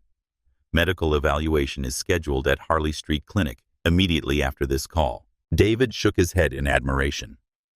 Even while sitting in airport lounge with facial bruising, Naomi was orchestrating comprehensive legal and corporate response with efficiency that had made her one of youngest billionaires in American history. One additional element, she continued clicking to financial analysis, making several participants wince visibly. I want complete audit of Atlantic Airways discrimination complaint and disciplinary records for past 5 years. If Thompson has history of biased behavior that was suppressed or ignored, this escalates from individual misconduct to institutional liability with significantly enhanced financial exposure. Consider it handled. Naomi, are you prepared for what happens next? Once we execute this protocol, there's no return to anonymous ownership. You'll be in public spotlight managing media attention, facing scrutiny from competitors, regulators, activists. Naomi touched swollen cheek one more time, feeling physical reminder of violence representing something far more significant than one man's loss of control. David, I spent years building technology, powering half the internet, then tried to disappear into anonymous investment strategies. Tonight I learned that avoiding responsibility doesn't eliminate it. It allows problems to metastasize in darkness. She closed tablet and prepared to face consequences of revealing her identity to world. It's time to step back into light and use visibility as weapon. Richard Blackwood had built reputation on crisis management excellence. During 15 years as CEO of Atlantic Airways, he'd navigated fuel price volatility, union strikes, regulatory changes, 2 major economic recessions, with strategic thinking and calm execution. His Kensington penthouse was monument to success at transforming problems into opportunities. But phone call shattering his sleep at 3:47 a.m. London time was unlike any crisis he'd previously managed. Richard, we have catastrophic situation. Patricia Williams, his chief operating officer, sounded like she hadn't slept in days. You need to get to headquarters immediately. We're facing what could be company-ending exposure. Richard sat up in custom Italian bed mind, instantly alert despite pre-dawn hour. What kind of exposure? Aircraft incident, security breach, regulatory violation, criminal assault by one of our captains, passenger beating, multiple federal violations, viral video evidence, stock futures trading down 28% on Asian markets. Patricia's voice was professional, but strained, carrying undertones of panic she was struggling to control. Which Captain Richard was already moving toward walk-in closet, selecting charcoal Armani suit that had become his uniform for managing corporate emergencies. Marcus Thompson, Flight 847 to Heathrow. Apparently, he physically struck first-class passenger during what witnesses describe as racially motivated harassment. Multiple recordings, social media explosion, federal investigators already involved. Richard, it's worse than anything we've dealt with. Richard's mind raced through damage control scenarios as he knotted Hermes tie with practiced efficiency. Pilot misconduct was serious, but manageable through standard crisis protocols. Quick termination, comprehensive apology, generous settlement with victim-enhanced training announcements. All familiar procedures he'd executed successfully. Have we terminated Thompson's employment? Legal department says we cannot fire him until internal investigation concludes. Union is already threatening grievance procedures if we act precipitously. And Richard, there's something else. The majority shareholder is invoking emergency oversight provisions. We've been ordered to report for emergency board meeting at 9:30 a.m. That information stopped Richard completely. During 2 years working with Meridian Capital investment firm that had acquired 62% of Atlantic Airways, he'd never dealt with anyone beyond their legal representatives. Anonymous ownership structure had been ideal for his leadership-style capital injection, without operational interference, financial backing, without micromanagement.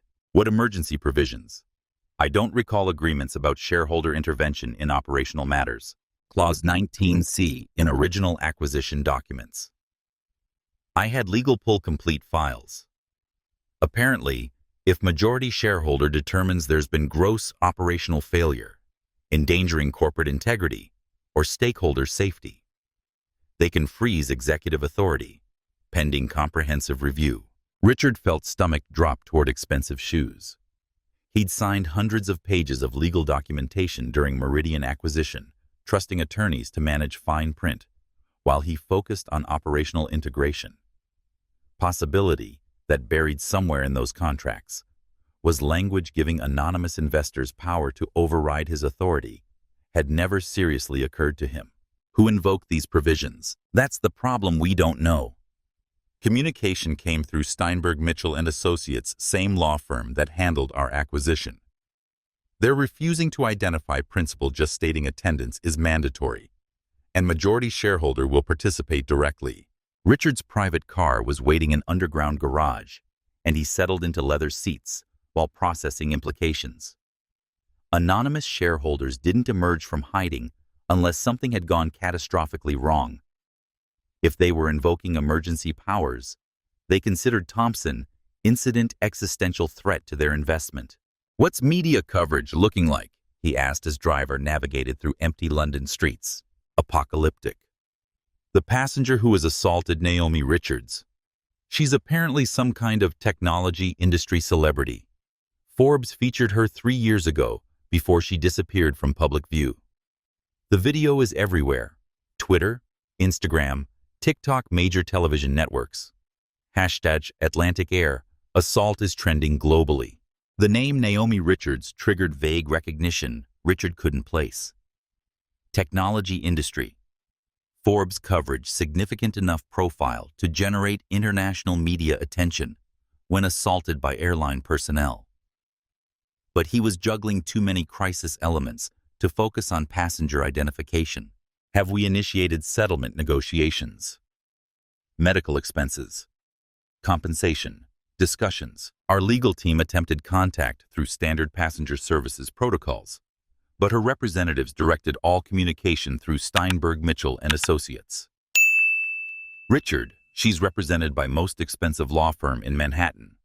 They don't handle simple passenger complaint cases. Richard experienced another chill of recognition. Steinberg, Mitchell and Associates was same firm representing Meridian Capital. Either this was enormous coincidence, or there were connections he didn't understand yet. His secure phone buzzed with encrypted message from corporate security media crews assembling outside headquarters. Protest organizers mobilizing. Stock down 31% in pre-market trading. Recommend alternative entrance protocols. 31% overnight. From one pilot's moment of violence. Richard had witnessed airlines destroyed by lesser scandals. United's passenger dragging catastrophe. Americans' racial discrimination settlements. Southwest's operational meltdowns. Any had caused permanent damage to corporate reputations and stock valuations. But this felt different. More coordinated, comprehensive, like precision strike, designed to expose maximum corporate vulnerability with surgical efficiency. His phone rang again. Caller ID showed David Mitchell, senior partner at law firm, that had been his anonymous investor's voice for 24 months. Mr. Blackwood Mitchell's tone was formal, distant, completely unlike their previous collegial conversations. I trust you're prepared for this morning's meeting. Mr. Mitchell, I believe we should discuss crisis management strategies immediately. Thompson incident is serious, but with proper handling and adequate resources. Mr. Blackwood Mitchell interrupted with courtroom precision. You misunderstand nature of this morning's meeting. We're not discussing crisis management. We're addressing systematic failure, corporate negligence, complete breakdown of operational oversight that enabled this incident to occur. The language was different, more aggressive, accusatory, like prosecutor building case than business partner offering support. I'm not sure I understand. We're dealing with one employee's misconduct, not systematic organizational failure. Are we, Mr. Blackwood? How many discrimination complaints has Marcus Thompson generated during his Atlantic Airways career? How many passengers have reported biased treatment from your crew members? How many diversity training initiatives have failed to address obvious cultural problems throughout your organization? Richard felt perspiration despite Carr's perfect climate control. Mitchell was asking questions suggesting knowledge of internal operations beyond what external investors should possess. We'll address all operational concerns during this morning's meeting, Richard said carefully. Yes, we will. 9 a.m. precisely. Mr. Blackwood, I suggest you prepare comprehensive explanations about how Airline, that invested millions in diversity initiatives, still employed Captain Comfortable physically assaulting black passengers in first class. Line went dead, leaving Richard staring at phone in confusion and mounting dread. Whatever was scheduled for 9:00 a.m. wasn't going to be crisis management consultation. It was going to be Judgment Day. Captain Marcus Thompson sat in cramped London hotel room, still wearing wrinkled uniform from previous day's flight, staring at laptop screen with hollow-eyed expression of someone watching entire existence collapse real-time across social media platforms and international news networks. The video was everywhere, disseminated with viral efficiency defining digital age accountability. CNN was running it every 12 minutes. BBC had created special segment analyzing aviation industry discrimination. Sky News was conducting interviews with civil rights experts, using his assault as evidence of systematic racism in commercial transportation. Even local American affiliates were broadcasting footage sound of his hand striking Naomi's face, echoing through television speakers across 2 continents. But commentary was destroying him with surgical precision. Disturbing footage shows Atlantic Airways. Captain Marcus Thompson physically assaulting passenger Naomi Richards during what witnesses describe as unprovoked racial targeting. The victim, identified as technology entrepreneur and billionaire Naomi Richards, maintained remarkable composure throughout escalating harassment. Multiple passengers recorded confrontation, which began when Thompson singled out Richards for what he termed declining standards in first-class service. Every news report portrayed him as monster, Every analysis focused on racial dynamics. Every legal expert appearing on television mentioned federal hate crime charges, enhanced penalties for aviation-related crimes, likelihood of both criminal prosecution and massive civil liability. His phone had been ringing constantly since 2:00 a.m.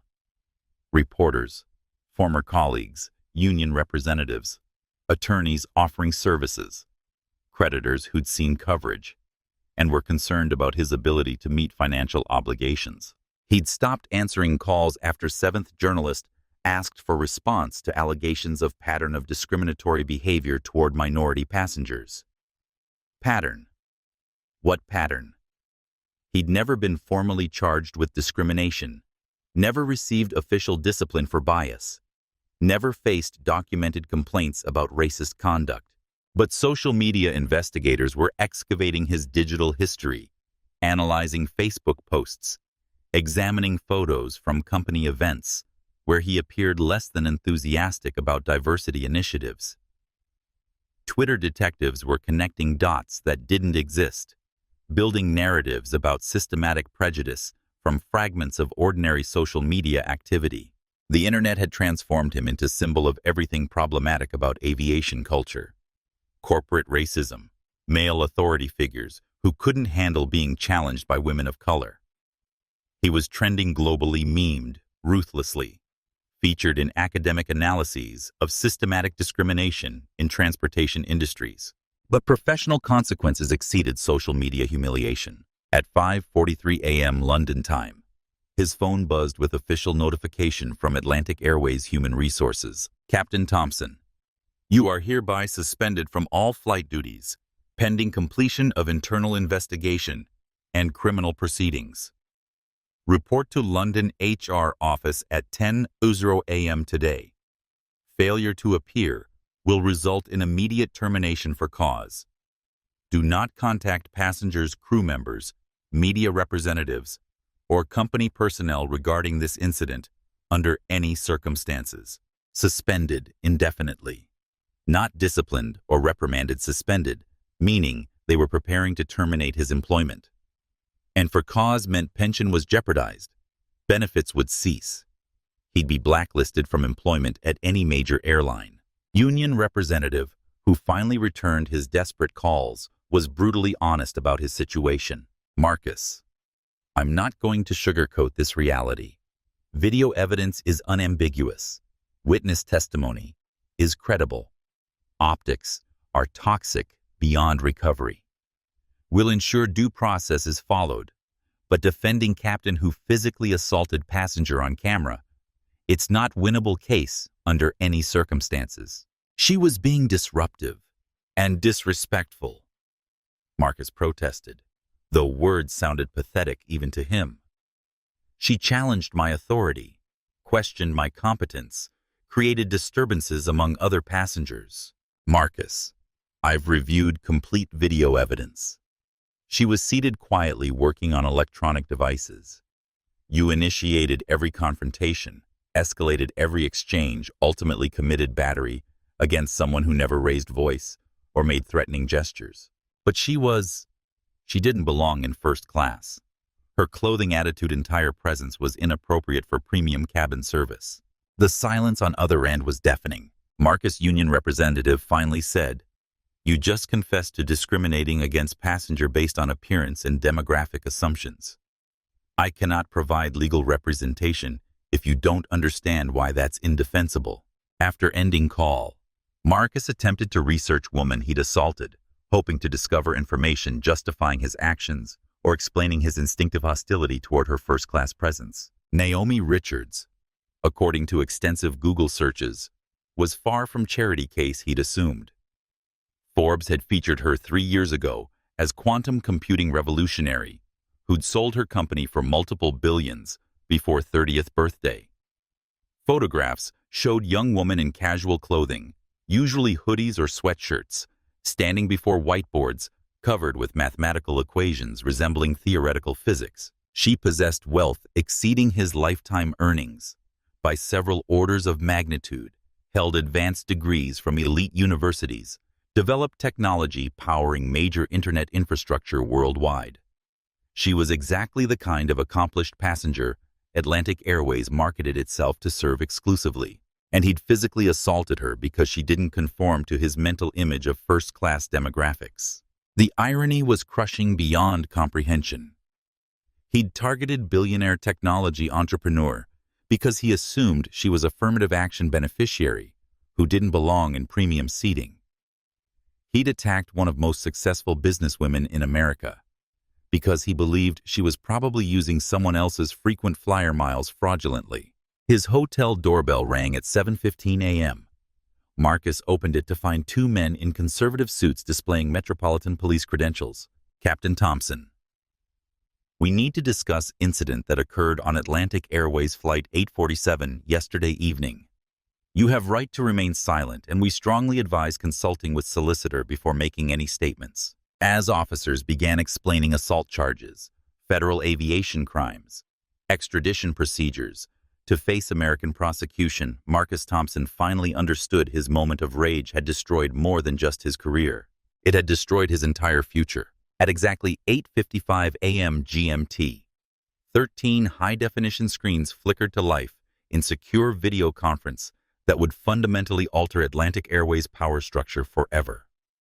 The virtual meeting room displayed carefully composed faces of Airline's senior executive team, each person seated in respective offices or home studies, wearing business attire, communicating professionalism while barely concealing mounting anxiety. Richard Blackwood occupied center screen, broadcasting from Atlantic Airways headquarters, with company logo positioned prominently behind his executive chair. His usually confident demeanor had been replaced by tense alertness of man sensing career-threatening danger, but unable to identify its source or scope. Chief Operating Officer Patricia Williams sat in her Canary Wharf office, surrounded by crisis management documents and operational reports she'd been reviewing since 3:00 a.m. Her expression combined professional gravity with increasing concern as she contemplated potential ramifications of Thompson incident. Human Resources Director Michael Torres broadcast from his home office background, meticulously arranged to project authority and competence.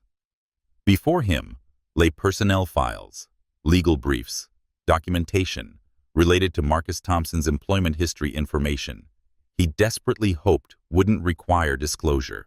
The remaining participants included Chief Financial Officer Robert Chen, Head of Legal Affairs Jennifer Walsh, Senior Vice President of Customer Relations David Kumar, Director of Flight Operations Sarah Martinez, and several department heads whose presence suggested this meeting would address institutional rather than individual issues.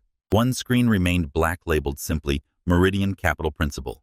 David Mitchell appeared on screen at precisely 9:00 a.m., commanding immediate attention from every participant through authoritative presence that had made him Manhattan's most feared corporate attorney. His background showcased minimalist luxury of his corner office, with Central Park visible through floor-to-ceiling windows, communicating power success, the kind of legal authority that could destroy corporate careers with clinical efficiency. "Good morning," he began, voice carrying formal politeness. Experienced litigators employed when delivering devastating news to opposing counsel. "Thank you for joining us for this emergency session. Before we proceed, I want to confirm all participants understand legally binding nature of this meeting under terms of your employment contracts and shareholder agreement governing Atlantic Airways operations." Richard cleared throat, attempting to project CEO authority, despite growing unease about meeting's unusual structure and Mitchell's prosecutorial tone. "Mr. Mitchell, we're naturally concerned about Thompson incident and prepared to discuss comprehensive response strategies. However, I believe it's important to frame this as isolated case of individual misconduct rather than..." Mr. Blackwood Mitchell interrupted with surgical precision. "You'll have ample opportunity to present your perspective. But first, I believe it's essential to establish proper context for our discussion." He shared screen displaying legal document bearing official letterhead and multiple notarized signatures. "This is formal invocation of Emergency Clause 19 to C under Meridian Capital Acquisition Agreement, filed at 5:00 a.m. GMT this morning. Effective immediately, all executive decision-making authority is suspended, pending comprehensive review of operational integrity and leadership effectiveness. Silence that followed was deafening. Every executive stared at document processing implications of having corporate authority frozen by anonymous investors who'd remained invisible for 24 months. Patricia Williams found voice first, though it carried less confidence than usual. Mr. Mitchell, with respect, we need to understand specific grounds for such extraordinary action. One employee's misconduct, regardless of severity, hardly constitutes justification for corporate governance intervention. I appreciate your perspective, Ms. Williams. However, our preliminary analysis suggests this incident represents systematic institutional failure rather than individual aberration. The passenger who was assaulted by Captain Thompson had been subjected to nearly 90 minutes of discriminatory harassment before physical violence occurred.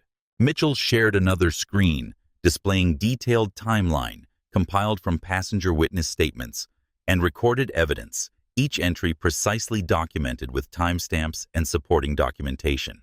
At approximately 7:15 p.m., Captain Thompson began making coded statements about declining standards and inappropriate passengers while staring directly at victim. At 7:30, he publicly humiliated her over trivial etiquette issue.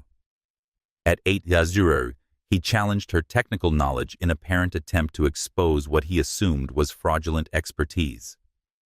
The assault at 8:35 was culmination of systematic harassment based on racial prejudice. Michael Torres shifted uncomfortably in chair, recognizing direction of legal analysis. Mr. Mitchell, while Captain Thompson's behavior was obviously unacceptable and grounds for immediate termination, I want to emphasize he had no previous complaints of discriminatory conduct in his personnel file. This appears to have been an isolated incident of catastrophic judgment failure under stress. Mr. Torres Mitchell replied, tone sharpening like blade being honed. Are you stating for record that Marcus Thompson has never been subject of discrimination complaints during his employment with Atlantic Airways? That's absolutely correct. 0 formal complaints. 0 disciplinary actions related to bias.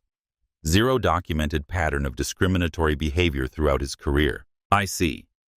And would your answer change if I informed you that our independent investigation has uncovered evidence of complaint suppression, witness intimidation, systematic burial of discrimination, reports by flight operations, management over past 5 years? Blood visibly drained from Torres's face.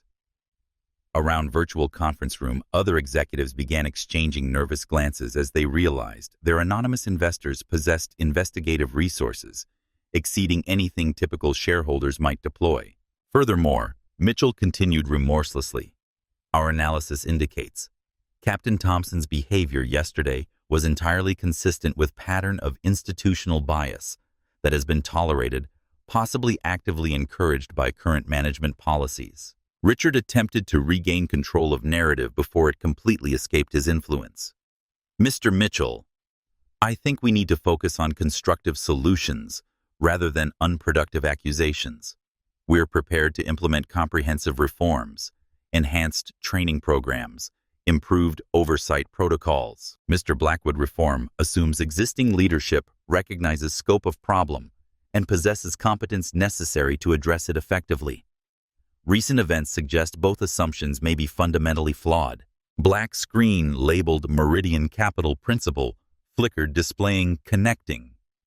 Message that made every participant straighten in chairs with visible anxiety. Before we discuss potential solutions, Mitchell said, I believe it's time for our principal investor to address situation directly. Screen activated revealing face that sent shockwaves of recognition and horror through virtual conference room. Naomi Richards appeared on camera, seated in what appeared to be luxury London hotel suite. She wore simple black turtleneck hair pulled back in professional style. Lighting was perfectly calibrated to clearly display yellowish-purple bruising covering left side of her face, unmistakable evidence of Marcus Thompson's assault. Richard Blackwood's mouth fell open in complete shock. Patricia Williams gasped audibly, professional composure. cracking entirely. Michael Torres gripped desk so tightly, his knuckles turned white. They were staring at passenger. Their captain had physically assaulted victim. They'd been prepared to offer financial settlements to make problem disappear young black woman whose presence in first class had triggered 90 minutes of discriminatory harassment, ending in criminal violence. And she was anonymous majority shareholder who controlled their salaries, careers, professional futures. Virtual conference room existed in absolute silence for 23 seconds, feeling like geological epochs. 13 senior executives stared at screens, minds struggling to process cognitive dissonance of seeing same person exist simultaneously as assault victim and corporate owner. Two roles seeming mutually exclusive until this moment. Bruised face on monitors belonged to both passenger who'd suffered their captain's violence and invisible billionaire who controlled every aspect of their professional lives. It represented collision between assumptions about power, race, corporate hierarchy that none possessed frameworks to understand. David Mitchell's voice cut through stunned silence with legal precision, suggesting he'd been anticipating this moment for hours. Ladies and gentlemen, allow me to formally introduce Naomi Richards, founder and principal of Meridian Capital, majority shareholder of Atlantic Airways, and the passenger your captain physically assaulted yesterday evening during what she believed would be routine customer experience audit. Richard Blackwood found voice first, though it emerged as barely more than whisper. That can't be possible. The passenger was... You were dressed casually, working on some kind of technical project. I was conducting anonymous evaluation of customer service protocols on my own airline. Naomi finished, voice carrying same unnerving composure that had frustrated Marcus Thompson. I was dressed appropriately for comfortable travel while reviewing quantum computing algorithms that power technology infrastructure your company depends on. Patricia Williams pressed both hands against desk as though trying to anchor herself to physical reality. You own 62% of this company through Meridian Capital, correct? I acquired Atlantic Airways 18 months ago as part of transportation infrastructure investment portfolio, focused on operational transformation through proper management and cultural development. Michael Torres was frantically shuffling through documents as though searching for paperwork, making sense of impossible situation unfolding on his screen. But acquisition documents, legal representatives. You never identified yourself during negotiations or operational oversight. I maintained anonymity because I believed most effective way to evaluate corporate culture was experiencing it as ordinary customer rather than someone whose presence would trigger artificial behavior modification. Naomi explained with clinical precision. She leaned slightly toward camera, ensuring assault-related bruising was clearly visible to every participant. Yesterday evening, I learned that my investment in Atlantic Airways had been corrupted by exact forms of discrimination I thought I'd eliminated through diversity initiatives, inclusion training, anti-bias policies. Weight of her words settled over executives like suffocating blanket. They'd spent 24 months working for someone whose identity they hadn't known, funded by someone whose standards they'd apparently failed to meet, answerable to someone who'd personally experienced their organization's worst cultural failures. Richard desperately attempted to salvage some measure of authority from wreckage of his assumptions. Ms. Richards, Naomi, I want to express our absolute horror at what happened to you. Captain Thompson's behavior was inexcusable and completely contrary to our corporate values. We're prepared to take immediate corrective action. Mr. Blackwood, Naomi interrupted. You were prepared to take corrective action against passenger complaint. Now you're addressing systematic discrimination against your company's controlling shareholder. Do you understand why that distinction reveals fundamental problem? Question hung in virtual space like indictment. She was pointing out their response would have been different if they'd known her identity, proving their commitment to treating all passengers with dignity was performative rather than genuine. Moreover, she continued, your proposed corrective action assumes this was isolated incident rather than evidence of cultural failure that enabled it to occur. Let me ask you directly, how many discrimination complaints has Atlantic Airways received during past 24 months. Michael Torres looked like he was experiencing physical illness. We would need to compile comprehensive statistical analysis. Mr. Torres, I'm not requesting comprehensive analysis. I'm asking whether you know immediately how many passengers have complained about biased treatment from our employees. It should be information keeping you awake at night. I don't have that data immediately available. The correct answer, Naomi said with devastating precision, is 64 formal complaints and estimated 300 informal grievances never properly documented or investigated. Our legal team compiled this information yesterday while I was receiving medical treatment for assault your captain committed. Numbers hit executives like physical blows. 64 formal complaints meant dozens of passengers had experienced treatment similar to what Naomi endured, but without her resources to demand institutional accountability. Furthermore, she continued remorselessly. Our investigation revealed complaint. Resolution followed clear discriminatory patterns. Incidents involving white passengers were addressed quickly and thoroughly, while complaints from minority passengers were delayed, minimized, dismissed, or systematically buried.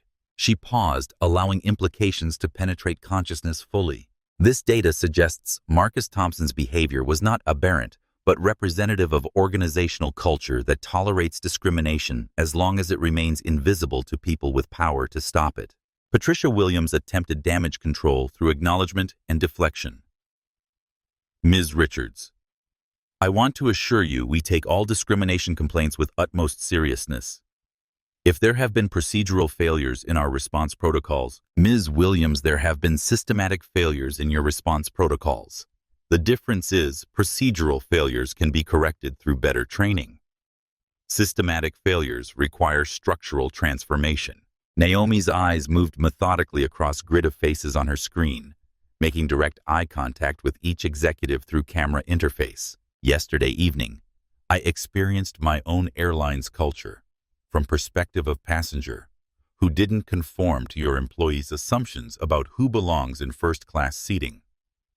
I was profiled, harassed, ultimately assaulted, because Captain felt comfortable expressing racial bias in front of witnesses. She touched bruised cheek with deliberate emphasis. This injury is not just personal trauma. It's visible evidence of your operational failure.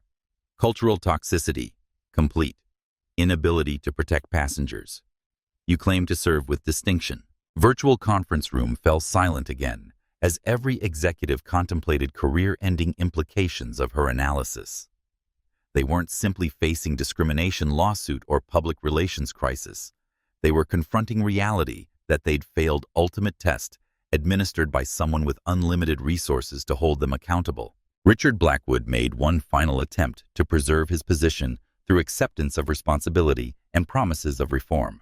Ms. Richards, we accept full responsibility for this failure and are committed to implementing whatever changes you deem necessary. We're dedicated to earning back your trust and demonstrating Atlantic Airways can meet standards you expect. Mr. Blackwood, Naomi said quietly, my trust was violated moment. Your captain felt comfortable discriminating against passengers based on their appearance and demographic characteristics. Your commitment to change is now irrelevant compared to your compliance with restructuring that begins immediately. And with those words, every executive in Atlantic Airways leadership team understood their anonymous owner hadn't revealed herself to negotiate or discuss reforms. She had revealed herself to assume direct control of company they'd failed to manage properly. Naomi Richards adjusted camera angles slightly, ensuring full extent of Marcus Thompson's assault remained visible to every participant in video conference. Purple and yellow discoloration had intensified overnight, creating stark visual reminder of violence that had triggered this corporate reckoning, and systematic failures enabling it to occur. Before we discuss organizational restructuring, she began voice-carrying authority of someone accustomed to boardroom command.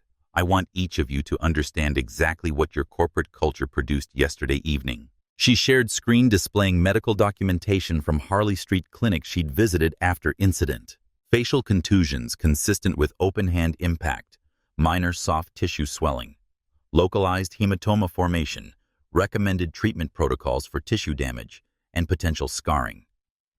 This is clinical documentation of federal crime committed by your employee against your owner while I was conducting routine customer experience evaluation.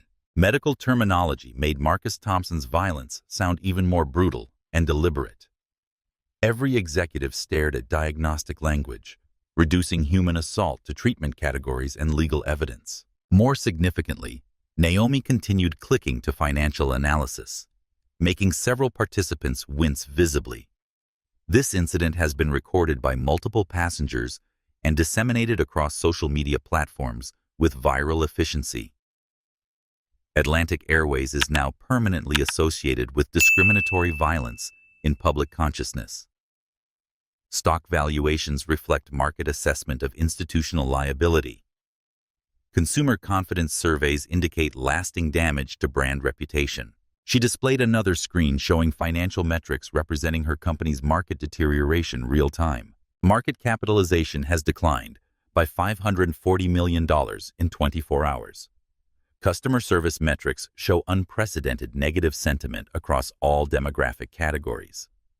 Industry analysts are comparing this incident to United's passenger dragging scandal and American Airlines' systematic racial profiling settlements. Richard Blackwood interrupted desperately. Ms. Richards, while financial impact is serious, we believe comprehensive crisis management can restore Mr. Blackwood. Naomi cut him off with surgical precision. You continue to conceptualize this as public relations problem that can be resolved through better messaging and strategic communications. You're fundamentally missing core issue. This incident exposed systematic institutional failures requiring systematic solutions. She clicked to new presentation slide titled Cultural Audit Results, Comprehensive Analysis. Over past 18 hours, our investigation team has conducted confidential interviews with current and former Atlantic Airways employees across all operational levels. Pattern is consistent and damning. Discrimination complaints are routinely minimized. Minority employees face retaliation for reporting bias. Incidents management has created an environment where passengers like me can be targeted without meaningful consequences. Michael Torres shifted uncomfortably in chair. Ms. Richards, I want to emphasize our diversity initiatives and inclusion programs. Mr. Torres, your diversity initiatives are performative compliance designed to satisfy legal requirements while avoiding meaningful cultural transformation. Yesterday, I personally experienced difference between your corporate policies and your operational reality. Naomi's expression hardened as she prepared to deliver consequences of their institutional failures. Therefore, effective immediately, I am implementing comprehensive restructuring under emergency shareholder provisions established in our acquisition agreement. These are not recommendations, suggestions, or negotiable terms. These are directives that will be executed with or without your cooperation. Patricia Williams found voice, though it carried less authority than usual. What specific restructuring are you implementing? First, Marcus Thompson is terminated for cause with immediate effect. Forfeiture of pension and benefits under gross misconduct provisions with criminal charges and civil liability to be pursued to maximum extent of federal and international law. His pilot's license will be permanently revoked, and he will be banned from employment in commercial aviation industry-wide. Several executives nodded understanding. Thompson's fate had been sealed moment. He raised his hand against passenger. Second, all current discrimination complaints will be reopened and investigated by independent third-party auditors with full authority to access personnel records, interview employees, recommend disciplinary actions up to and including termination for anyone who suppressed complaints, intimidated victims, or participated in bias cover-ups. Michael Torres looked like he was experiencing cardiac distress. Third, Sophia Morales, flight attendant, who maintained professionalism despite her captain's discriminatory behavior, will be promoted to Vice President of Customer Experience and will oversee comprehensive retraining of all customer-facing employees using evidence-based anti-bias protocols. Fourth, We are establishing independent passenger advocacy board with authority to investigate discrimination complaints, recommend disciplinary actions, override management decisions regarding bias incidents. I will personally select board members from civil rights organizations, consumer protection groups, advocacy organizations with track records of institutional accountability. Richard Blackwood realized his authority was being systematically dismantled piece by piece. Ms. Richards, while I recognize need for reform, completely restructuring management processes and oversight mechanisms. Mr. Blackwood, I'm not restructuring management processes. I'm replacing management personnel who demonstrated inability to prevent systematic discrimination and institutional bias. Silence that followed was absolute and terrifying. Fifth, and most importantly, I am terminating employment of every executive who possessed knowledge of complaint suppression patterns and chose to prioritize corporate image over passenger protection and human dignity. She looked directly into camera with unmistakable finality. That includes you, Mr. Blackwood. Your resignation will be announced this afternoon, along with comprehensive public acknowledgement of institutional failures that occurred under your leadership. Richard's face went completely white. You cannot terminate entire executive team. Operational disruption would be catastrophic for Mr. Blackwood. Operational disruption has already occurred. Yesterday evening, when your captain physically assaulted me in front of witnesses, you lost moral authority to lead this organization. Today, I'm simply formalizing leadership change that became inevitable moment.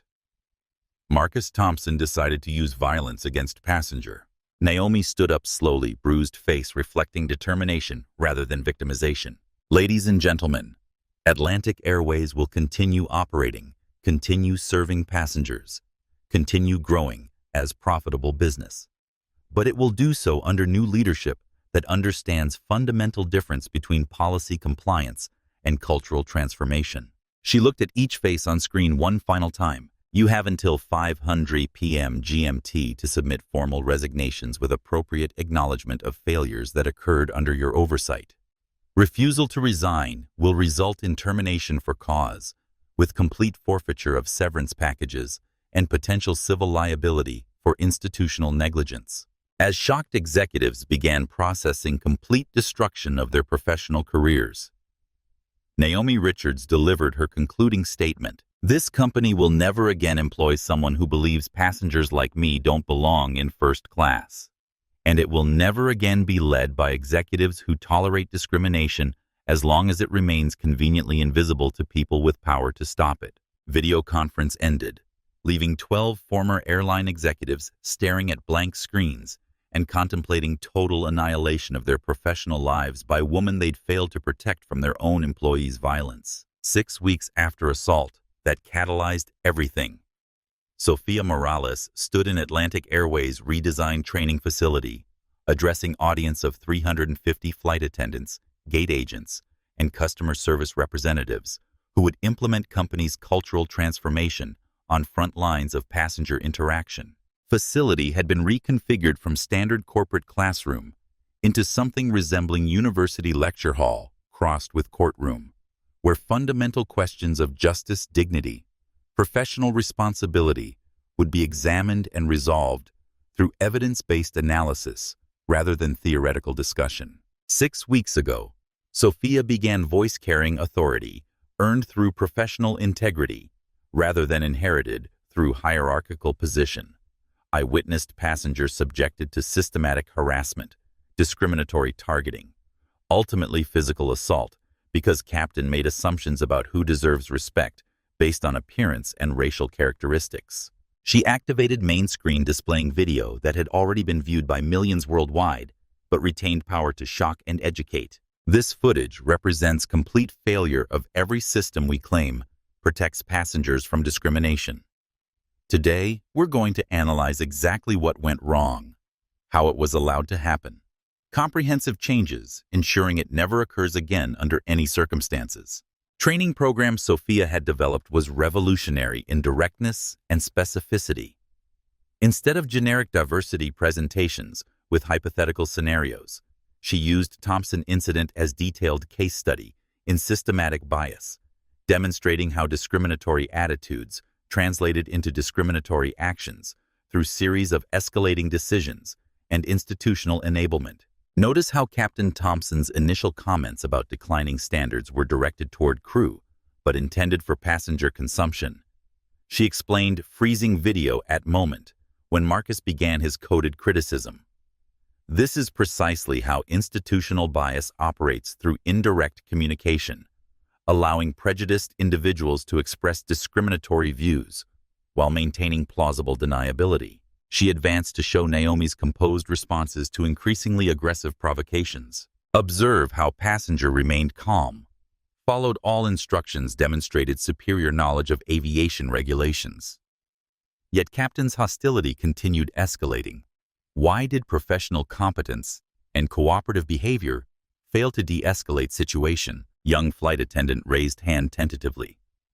Because it wasn't really about her behavior or qualifications. Exactly correct. Captain Thompson had predetermined she didn't belong in first class based on visual assessment, and no amount of appropriate conduct would change that prejudgment. This illustrates difference between individual bias and systematic discrimination, when organizational culture enables employees to act on personal prejudices without fear of meaningful consequences. Sophia clicked to next segment, showing Marcus's increasingly personal attacks, as Naomi demonstrated technical expertise exceeding his professional knowledge. Watch his reaction when she quotes federal aviation regulations correctly and explains engineering principles behind them. Instead of recognizing her superior knowledge, he assumes she must be researching information online fraudulently. This reveals another dimension of discrimination assumption, that young black women cannot possess genuine expertise in technical fields. Room maintained absolute silence. Every employee, understanding they were receiving education in recognizing and confronting bias. Most corporate training programs avoided addressing with such surgical precision. Now, examine bystander behavior throughout this incident. Sophia continued highlighting passenger reactions at various stages. Some individuals recorded evidence, others intervened verbally when they felt safe doing so, but most remained silent observers. This represents normal human psychology when witnessing discrimination. Bystander effect, amplified by power dynamics making challenging authority figures feel personally dangerous. She paused video at moment immediately before assault. This is where individual bias becomes institutional liability with massive financial and legal consequences. Captain Thompson felt comfortable escalating to physical violence because he believed company culture would protect him from accountability. He was wrong about protection, but his confidence wasn't irrational. It was based on years of experience in an environment where discriminatory behavior was tolerated as long as it remained invisible to people with power to stop it. Assault sequence played in slow motion footage that had transformed public understanding of aviation industry discrimination, serving as educational foundation for comprehensive cultural change. This moment changed everything permanently, Sophia said as video concluded. Not just for Captain Thompson, not just for passenger he attacked, but for every employee in this company and throughout commercial aviation.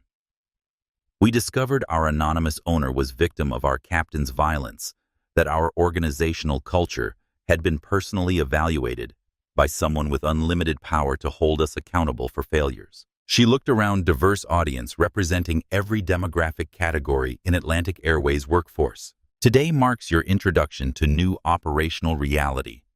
Discrimination against any passenger will result in immediate termination, criminal prosecution, civil liability. This isn't threat or warning.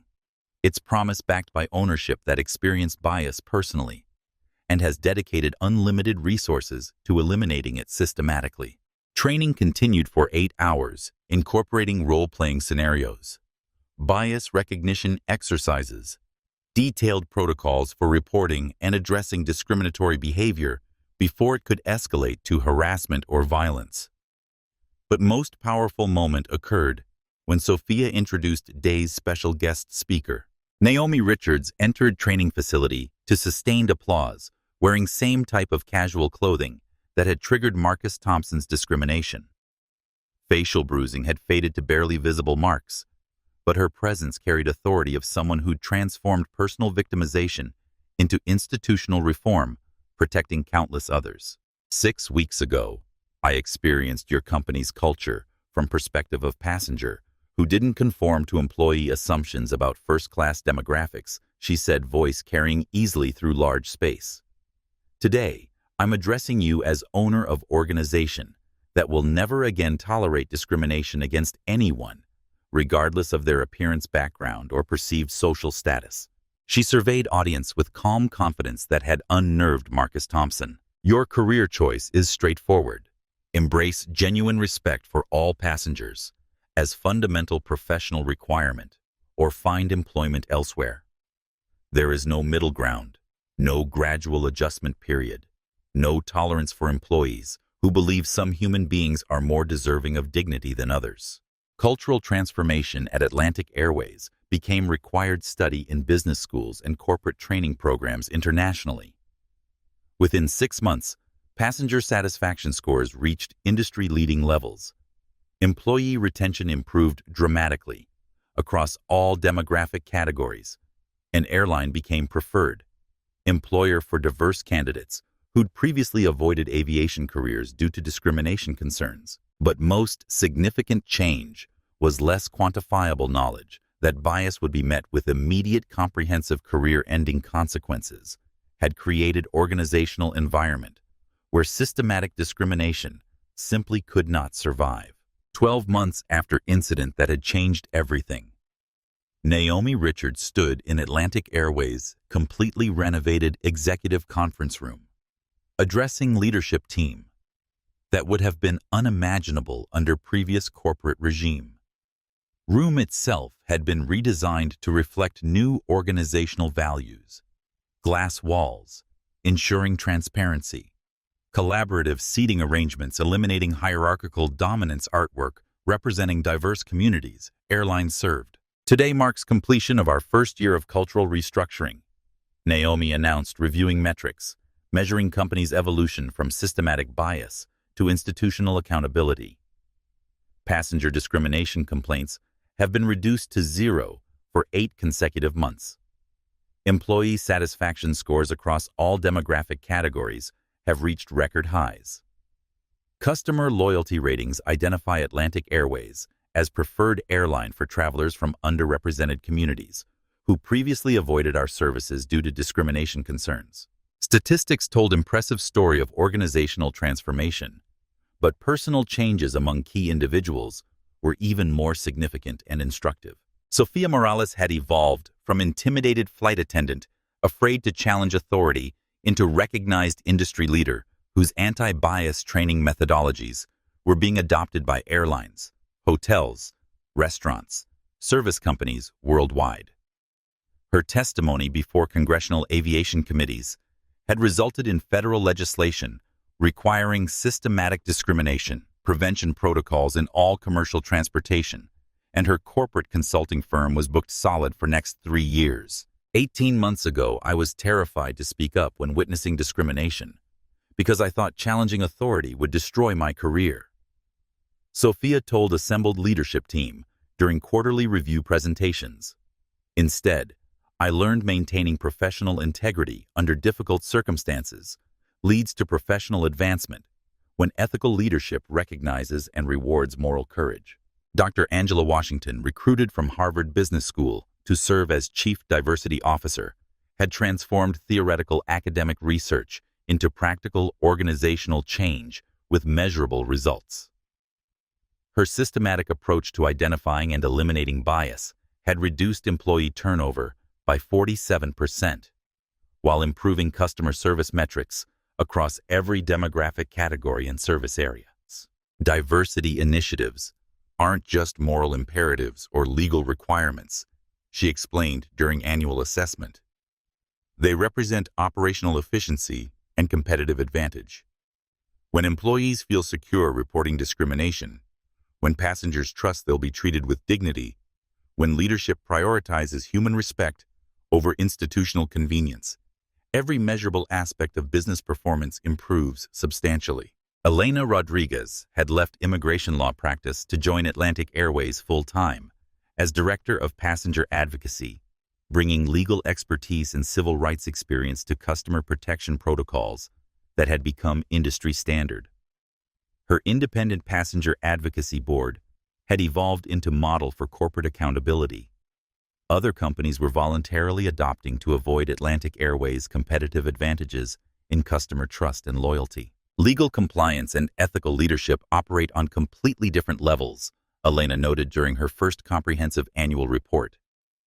Companies that merely follow anti-discrimination laws remain vulnerable to bias incidents and public relations disasters. Companies that proactively eliminate discriminatory culture outperform competitors in every measurable category while building sustainable customer relationships. But perhaps most remarkable transformation belonged to Richard Blackwood, former CEO, whose resignation had been demanded in aftermath of institutional accountability. Rather than disappearing into corporate exile, he had undergone what he described as educational rehabilitation that fundamentally altered his understanding of leadership responsibility and organizational culture. "I spent 15 years believing protecting company reputation was more important than protecting individual dignity," he wrote in Harvard Business Review article that became required reading in MBA programs nationwide. "The Thompson incident taught me institutional bias isn't just moral failure. It's strategic incompetence that ultimately destroys reputation. It's supposedly designed to preserve." Blackwood had established consulting firms specializing in helping companies identify and eliminate discriminatory culture before crisis exposure forced reactive change. His transformation from bias-tolerant executive to accountability advocate demonstrated leadership failure could become leadership education under appropriate circumstances. Even Marcus Thompson's criminal conviction and professional destruction had generated positive consequences for aviation safety and civil rights protection. His case had established legal precedents enhancing penalties for aviation-related hate crimes, while his public humiliation had become cautionary tale deterring similar behavior throughout commercial transportation industry. Pilots' union, initially resistant to Thompson's termination and prosecution, eventually embraced systematic anti-bias training after recognizing protecting discriminatory members ultimately damaged reputation and employment prospects of ethical pilots. Thompson's case had become foundation for union-led diversity initiatives, exceeding federal requirements and industry standards. Margaret O'Sullivan's transition from retired educator to corporate board member had brought classroom management expertise to passenger advocacy protocols with remarkable effectiveness. Her background in educational diversity management proved invaluable for developing intervention strategies, preventing bias incidents from escalating to discrimination or violence. 40 years of teaching diverse student populations taught me addressing bias requires immediate intervention, consistent accountability, cultural change, beginning at leadership level, she explained during corporate governance conference. Same principles. Creating inclusive educational environments can create inclusive business cultures when leadership commits to systematic transformation rather than superficial compliance. James Morrison's journalistic coverage of Atlantic Airways' transformation had earned him Pulitzer Prize for investigative reporting on institutional discrimination in service industries. His detailed documentation of systematic change had created roadmap for corporate accountability organizations across multiple industries were following to avoid their own viral bias incidents. But most profound personal transformation belonged to Naomi Richards herself. Her decision to abandon anonymous ownership and assume direct control of Atlantic Airways had required sacrificing privacy she'd cultivated since selling her technology company. She had become public figure, representing corporate accountability and systematic social change. "I spent years attempting to influence corporate culture through financial investment and policy requirements, administered through intermediaries," she reflected during her first major media interview since incident. I learned meaningful change requires personal engagement, visible leadership, willingness to experience organizational culture from perspective of people it serves rather than people it enriches. Her evolution from hidden investor to public leader had created template for engaged ownership, prioritizing human dignity over maximum profit extraction. Business schools were analyzing her approach as model for sustainable corporate success, aligning financial returns with social responsibility and long-term value creation. Personal transformations at Atlantic Airways had created ripple effects throughout entire industries, demonstrating systematic bias could be eliminated when leadership possessed both moral commitment and practical resources necessary for comprehensive cultural change, extending far beyond legal compliance to genuine respect for human dignity. Morning sun, streaming through floor-to-ceiling windows of Atlantic Airways' redesigned headquarters, cast golden light across passenger satisfaction reports that would have seemed impossible just 18 months earlier. Naomi Richards sat in executive conference room.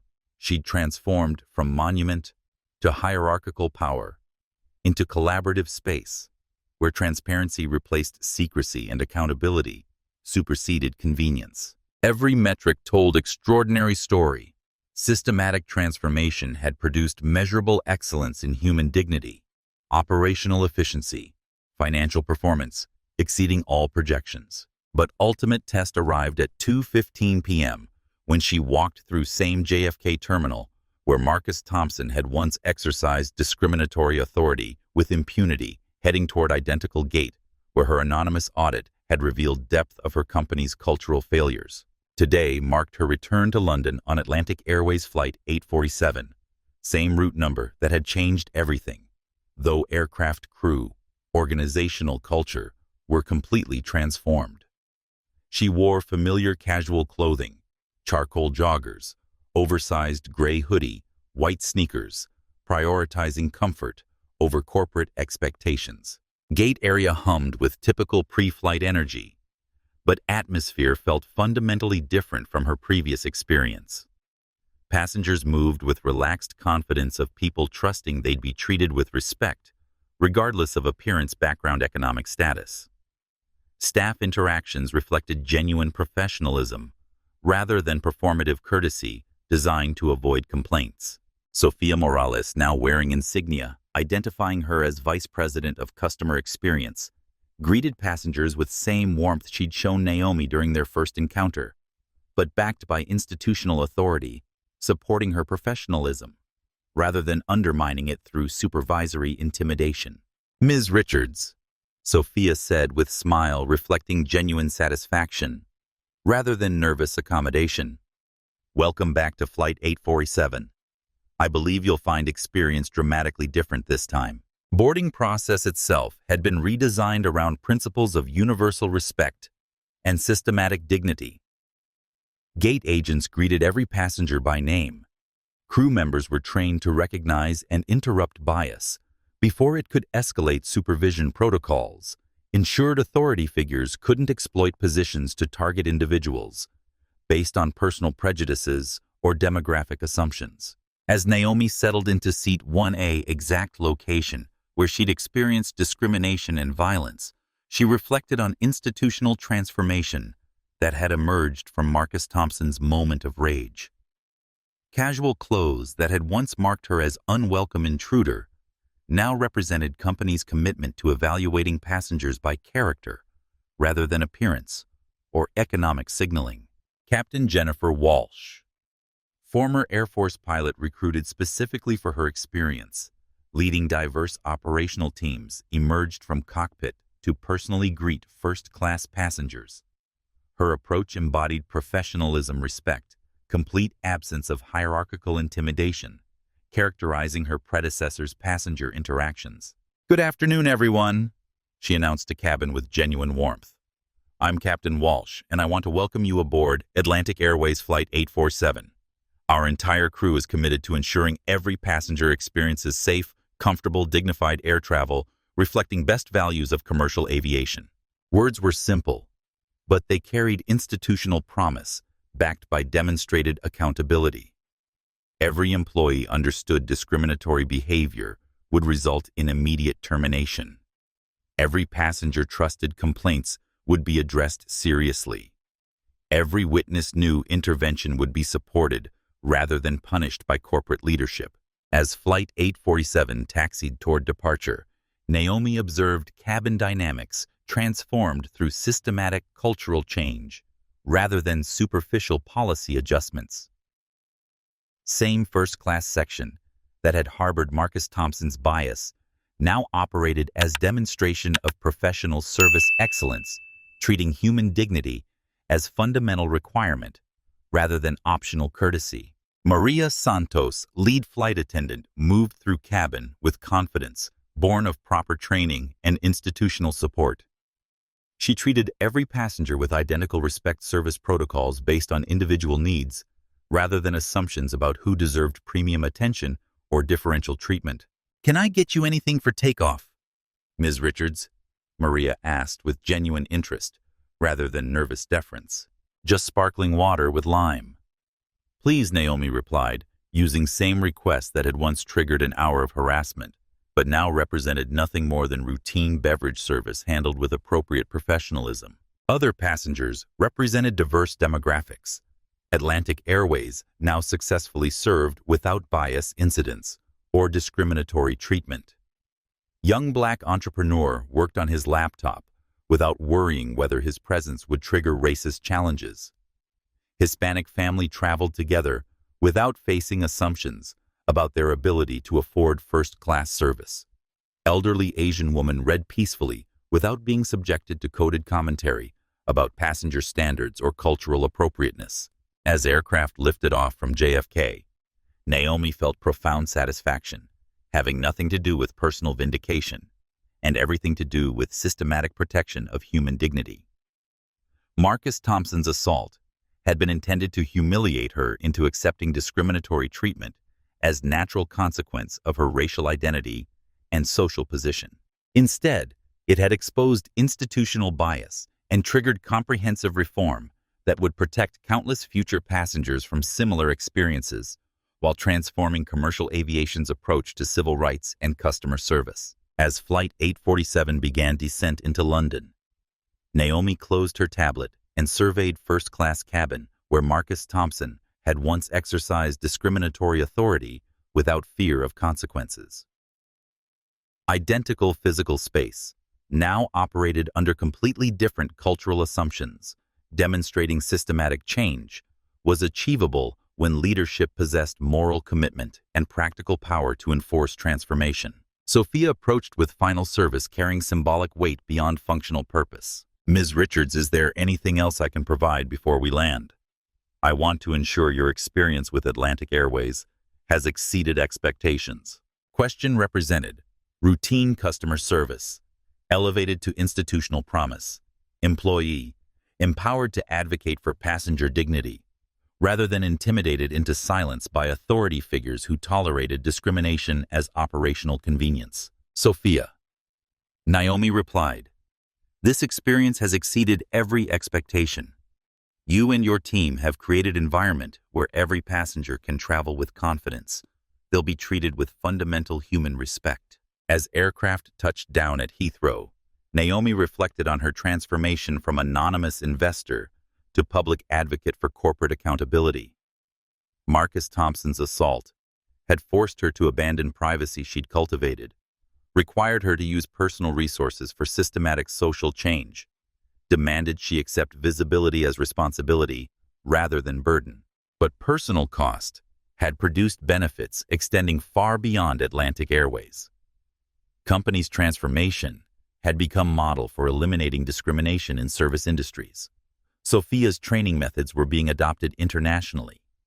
Legal precedents, established through Thompson's prosecution, had strengthened civil rights protections for all passengers facing biased treatment. Walking through Jet Bridge toward terminal, Naomi understood Marcus Thompson's moment of violence had created something he never could have intended: proof that systematic discrimination could be eliminated when victims possessed resources to demand change, and leaders possessed courage to implement comprehensive transformation. Marcus Thompson had tried to put her in what he considered her proper place, Instead, he had revealed his own moral bankruptcy, while creating conditions for institutional change, protecting people with far fewer resources from discrimination he had tried to enforce. The flight was over, but the legacy would endure forever. If you enjoyed this story about Naomi Richards' fight against discrimination and corporate transformation, don't forget to like this video, subscribe to our channel for more powerful stories, and share with friends and family who would appreciate seeing justice served. Your support helps us create more content that shines a light on important social issues and inspiring tales of accountability. Thanks for watching, and we'll see you in the next video.